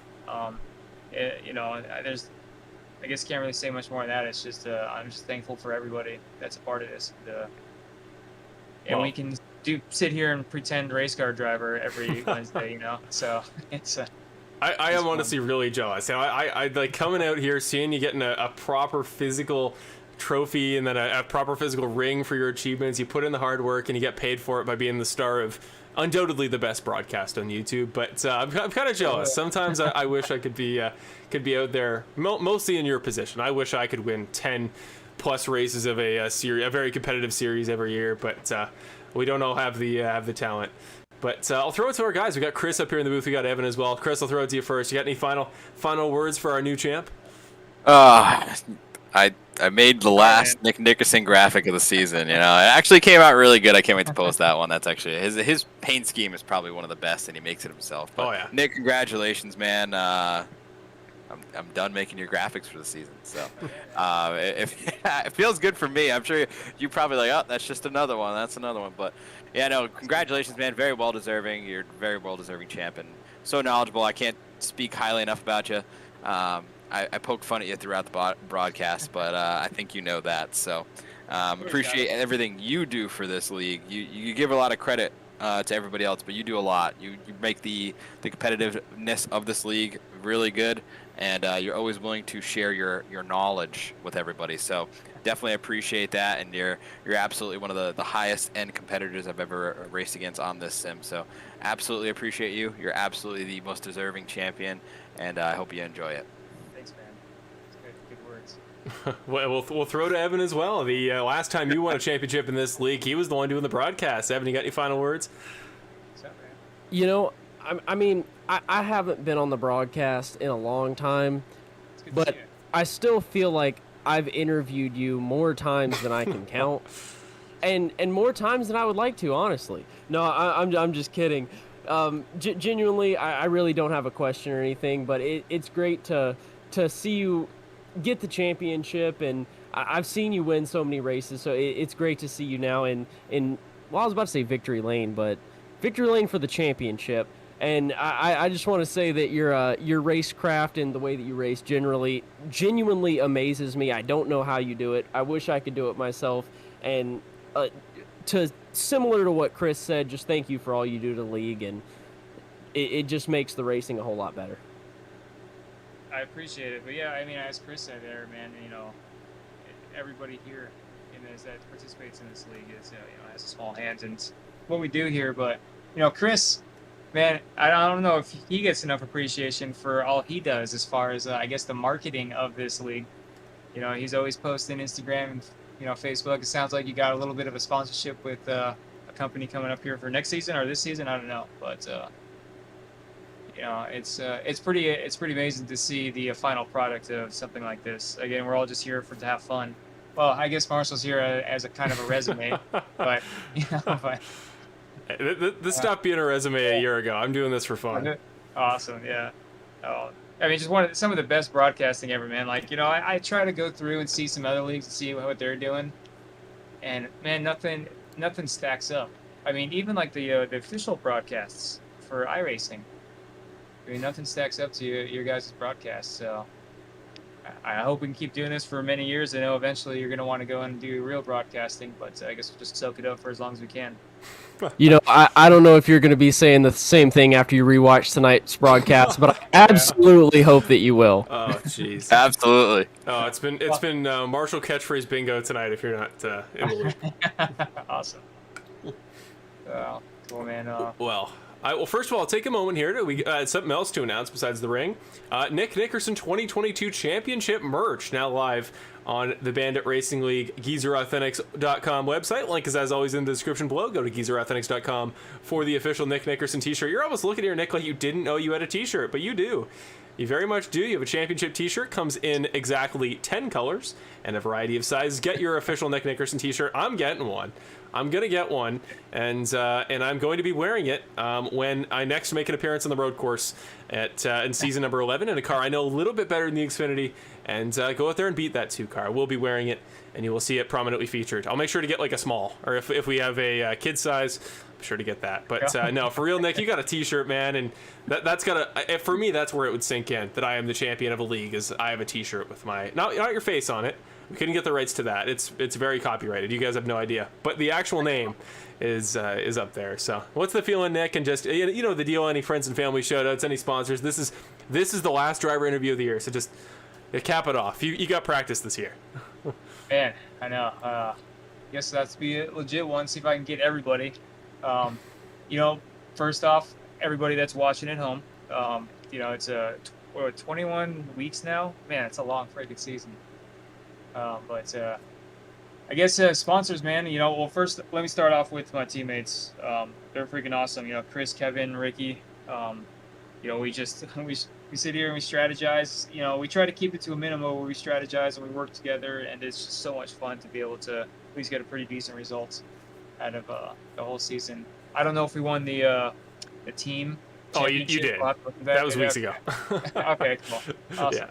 But as far as sponsors, our big ones, Big Red Propane, TechNet, Advanced Auto Parts, Neighbors, VIP Glass, Perfect Shine Auto Spa, Sueno Diazzo, Robert Bowman of Classic Collision Stores, and the league sponsors, which would be Rogue Energy, Apex Sim Racing, also Clutch Automotive. Man, all these guys, they threw a little bit of money towards us, and we were able to kind of split it and kind of bring our rigs up to a little higher. I think I bought I kind of put that money towards a new set of pedals. I wish I would have had them a little sooner, but it just kind of helps give us that tiniest bit of advantage, I guess. But I'm glad to give them a good results. I think Chris finished 4th in the points, and Ricky finished 9th, unfortunately, because he had to miss today. But vacation with family sometimes comes before pretend sim car racing. Yeah. Or pretend race car driving. Occasionally. So, yeah. Man, I think that's pretty much it. Hopefully I'm not forgetting anybody. What a season. What a season. That's the perfect way to culminate it. It's just, it's been such a pleasure, genuinely, to give my final wrap up here, Nick. Like, I think it's a gift and a curse to be in your situation, because that makes you, I think, gotta be in the ballpark of 30 wins in the past 3 seasons of the Bandit Racing League. You have just been kind of the guy, and you were, again, 3 positions or something away from this being your 3rd in a row. You're only 3-time champion in the Bandit Racing League, and it's been incredible, and it's enviable for the success. It's not enviable for, I know it's got to be tough. You don't have that that fan support, perhaps, that overwhelming wave of energy that Cody Welch has behind him, or that Ricky occasionally has behind him. But I think it cannot be understated. We always try to, whenever we can, give you the proper shout outs, but championships like this are what is reflected when you are truly one of the greats. And from somebody I got a chance to run on the same track with you at Watkins again, I could use more practice. I feel like if we compare our laps in the Xfinity car, that is night and day. There's got to be 80 digits between the those two numbers. But no, that pace you show, the composure, no matter what discipline it is, for anybody to sweep almost 3 whole seasons in a particular discipline is insane. It's just nuts, the ability you have here, and it's wow. It feels right. Last year was fun. Last year was amazing to see Brett there get clutch at the end, clutch it out in the playoff format. But something about this feels right, feels deserved, and can't wait to buy that T-shirt, man. I'm really excited. Yeah. So from the bottom of my heart, I can't wait to come back next year, be calling you again, be watching that 2 car, and I say all that to say this. I'm looking at the camera now. Everybody out there, next year's the year. Somebody give this man a challenge. We're not seeing 9 again. We're not seeing 10 again. None of this. We're going to have it close. It was looking fun at the beginning. We had some parity. That went out the window. Okay? Next year, everybody. Season 11. That's the one. Give this guy a fight, because holy cow, what a year. That'll about cap it off, Nick. I'll give you the final word, and then we'll wrap it up and call it a season. Well, I appreciate all those kind words, but, if I could analyze myself, I think the only thing that I'm actually better at than some people is being lucky, getting like a head on maybe pit strategy or just being out in front, having clean air and stuff. I mean, many times I just, there's the other guys that are just playing faster than me all throughout the season, but somehow I just got lucky one too many times. Past 3 years, maybe you kind of call that some kind of skill. I don't know. I mean, most of the time I have no idea how I got in the position I did, other than, of course, races like, I guess, Charlotte, where I was just out front the whole time. But, there's no reason anybody else like Brett or Cody or, Benjamin, they can do the same thing. Everybody, I mean, look how strong Brett was in this past 3 races or so. I mean, I'm sure he's going to want to come back and try to get a second as well next season. But as far as next season, I would love to say that I'm going to be full-time competition. But as you might remember, I'm going to be getting married here in 2 weeks. Woo! Not this weekend, the weekend after. So right after that, we're going to start having trying for kids and stuff. So I might not be able to run full-time at that point. We'll have to see. But I'm certainly going to try. If anything, I can at least show up when I can and, provide support to my teammates and whatnot to even come on the broadcast if I can't actually race. So hey, we'll see. That would be fun. Well, this is sort of breaking, obviously not an official revelation, but you never think about the greats. Even Michael Jordan went to play baseball, so maybe this is your baseball period. And then in the year, I was going to say in the year 2046, we'll see Nick Nickerson Jr., future Bandit champion, but Mark Allen was winning races at 14. So there you go. Looking forward to 2037, maybe a new Bandit Racing League champion, the first ever second generation. But Nick, can you imagine iRacing then? What's that? Could you imagine iRacing in 2037? Oh boy. Oh, man. It's probably going to be. We're going to have more random dirt tracks. 80 electric Porsches. It's going to be great. That's the future we're all heading towards. That Porsche engine sounds so terrible. I can't listen to that screech anymore. I know. It's really terrible. Nick, I can't wait this offseason. We're going to do some we keep talking about that Mount Washington Hill climb race. We got all the stuff we got to do, man. We'll pre-record some stuff for season 11, and that way if you can't make it full time, we got plenty of Nick Nickerson content. Well, we got to get to bed. I'm surely keeping some people up, but we will sign off. Nick, congratulations, my man, season 10 champion. But best of luck in the off season. I just have an amazing life. Congratulations on your wedding. Just best of luck there, my man. And if at last minute you got an extra invitation, I could probably make the flight work. So with that, we'll cap it off, my man. Have a good one. Have an amazing offseason, champ, and 2-time champion, second ever in the Bandit Racing League, Mr. Nick Nickerson. Congratulations. Hey, I appreciate it, man, and hopefully talk to you soon. I'm sure we will. See you, Nick. All right, take care. Good, Chris. Oh, I heard a Chris there at the end. Oh, there we go. It's settling in. You can't see him in the background, but he's finally calming down. Oh, we have a split screen that currently shows nothing. So, as I was just saying, we kept you guys here for a while. We finally got to talk to the champ. I always like to have him cap things off here at the very end because he's the guy we come here for at the end of the day. He's who it's all about. And at the end of the day, the way I like to think about it is he is now the main character. It will be written in the history books of Season 10 of the Bandit Racing League. So with that, we will in a moment get to your final thank yous, get to our sponsors, get to everything, and get a chance to thank you guys here and send you guys home. But first of all, we got to say goodbye to our two co-hosts here for tonight. And first of all, we go in reverse order of how we introed them. We got Mr. Evan Wall Media here. We got to get his graphic up here on screen. He got his camera on, looking fresh. Got that EWM hat on.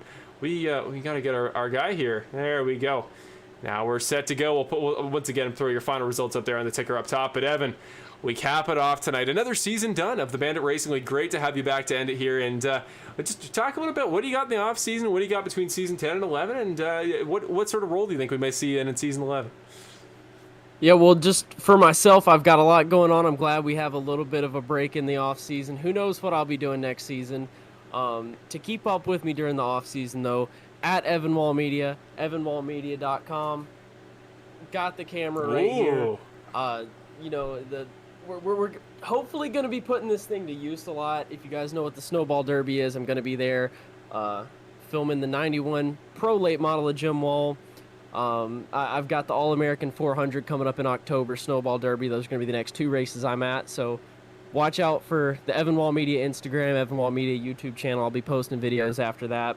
Other than that, though, I'm just working a lot, so there's not going to be a lot of Evan Wall Media going on. If you want to support me, though, this Sunday, ESPN Plus, the number 6 Alabama soccer team versus Texas A&M. I'll be running a camera for that one. It's going to be a great game. If you guys like soccer, even if you don't like soccer, you should watch it. It's going to be a lot of fun. But, yeah, I'm excited for next season. Hopefully I'll be able to be back up here commentating. Maybe I'll get on the track. Who knows what I'm going to have going on then. But we'll just have to see when January, February rolls around.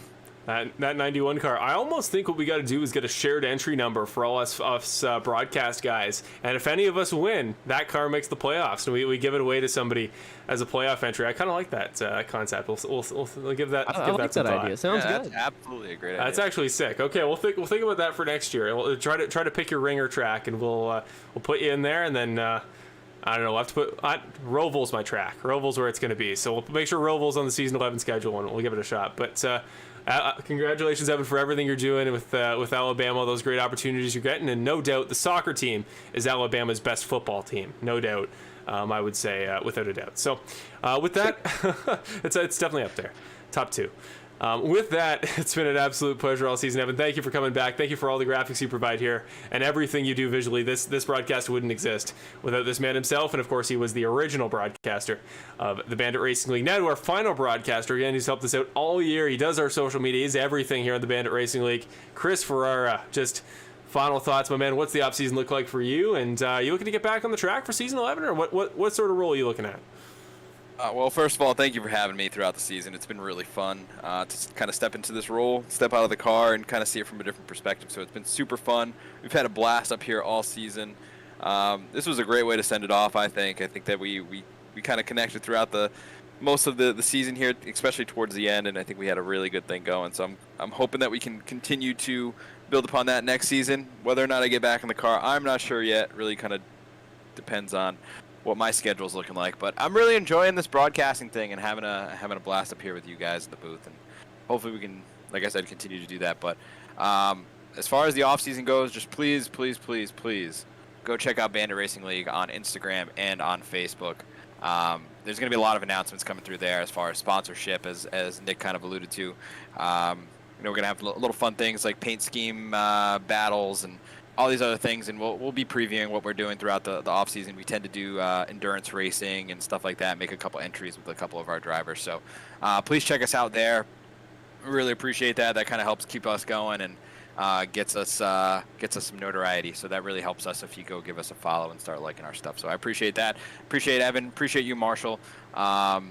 Yeah, I mean, it's been super fun. Nick Nickerson being the season 10 champion. I guess we could have predicted that at the beginning of the season, that he was definitely going to be one of the front runners for that. But what a deserving guy. Yeah, absolutely deserving champion. I mean, all jokes aside with the absolutely jokes. But, yeah, he's a deserving champion. He's a really great guy, and he really knows his stuff. So really happy for him. Really happy for everybody that kind of stuck through it throughout the entire season. That was really fun to watch these guys battle it out and not necessarily be wrapped up in it. So really appreciate everybody putting this on. And thank you, Bill. Thank you, Bill, for putting this league on and deciding to stay one more season at the very least.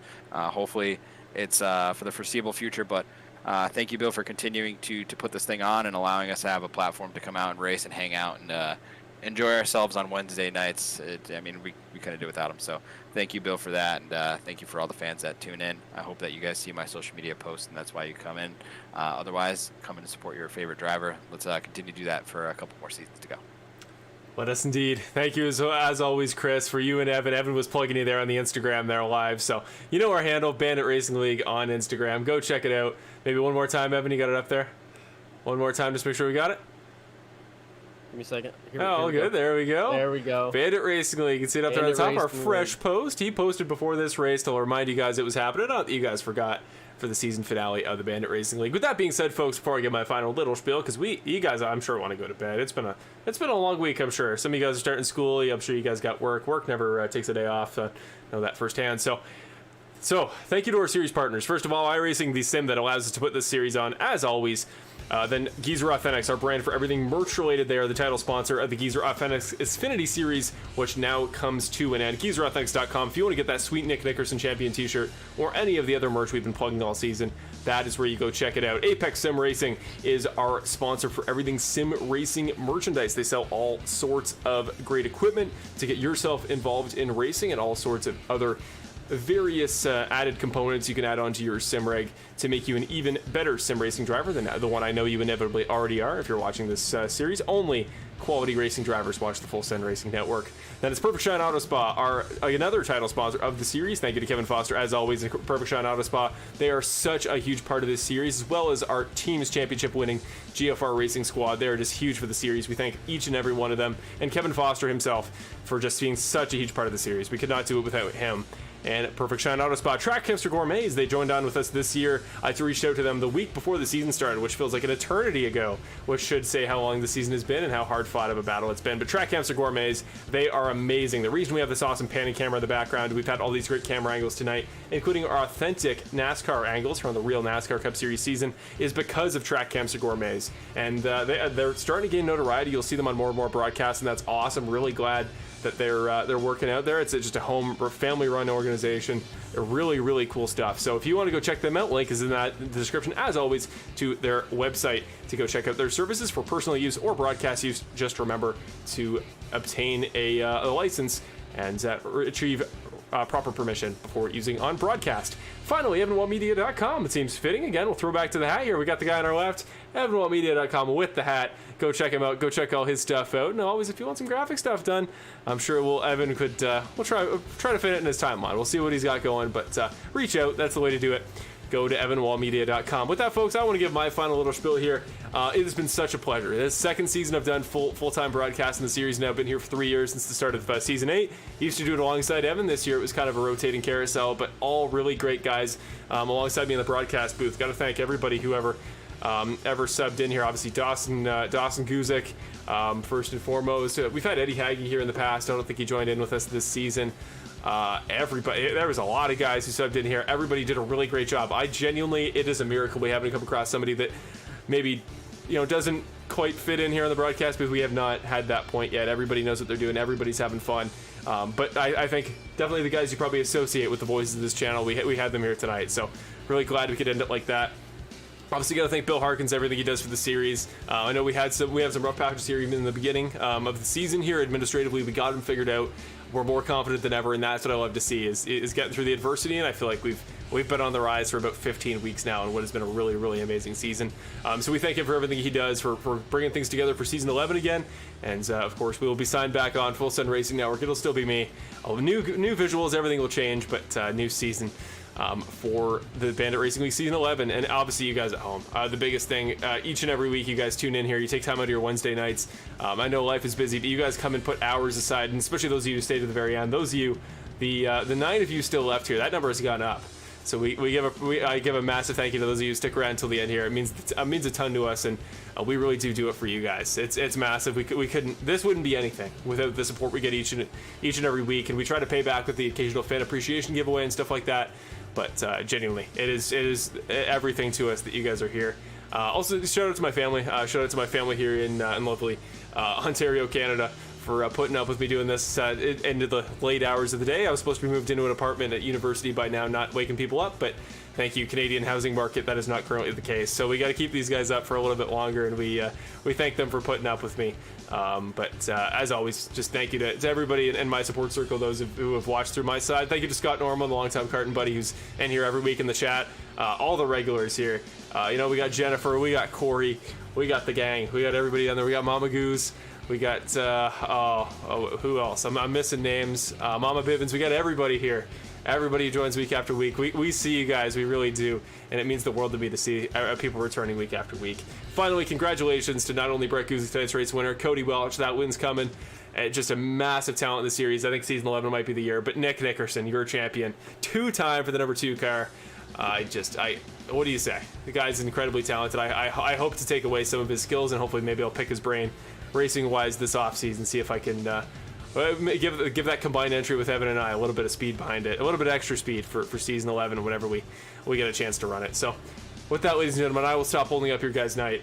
For myself, for Chris, for Evan, for everybody here on the broadcast, sincerely thank you for everything you guys do, for joining the series, for checking out the merch, for checking out the website, everything. We thank Perfect Shine Auto Spa once again, our title sponsor of the Bandit Racing League, as well as Geezer Authentics Xfinity Series sponsor, Geezer Authentics. With that, we cap off season number 10. Nick Nickerson, your champion, and we head into the off season. We will see you back in mid-February for the season 11 opener at presumably Daytona. We're not sure yet. It is often Daytona. We'll see you regardless the weekend after the Daytona 500. Somewhere in that time period, we will get things finalized, and you will know. With that, the Bandit Racing League Season 10 comes to an end. Have an amazing offseason, everybody, and we will be back soon for more action from the Full Send Racing Network coverage of the Bandit Racing League.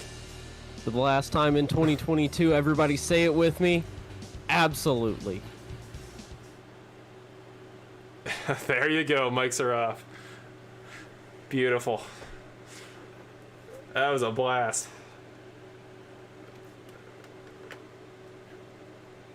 We reeled it back in. I was starting to go like, oh my god, this is just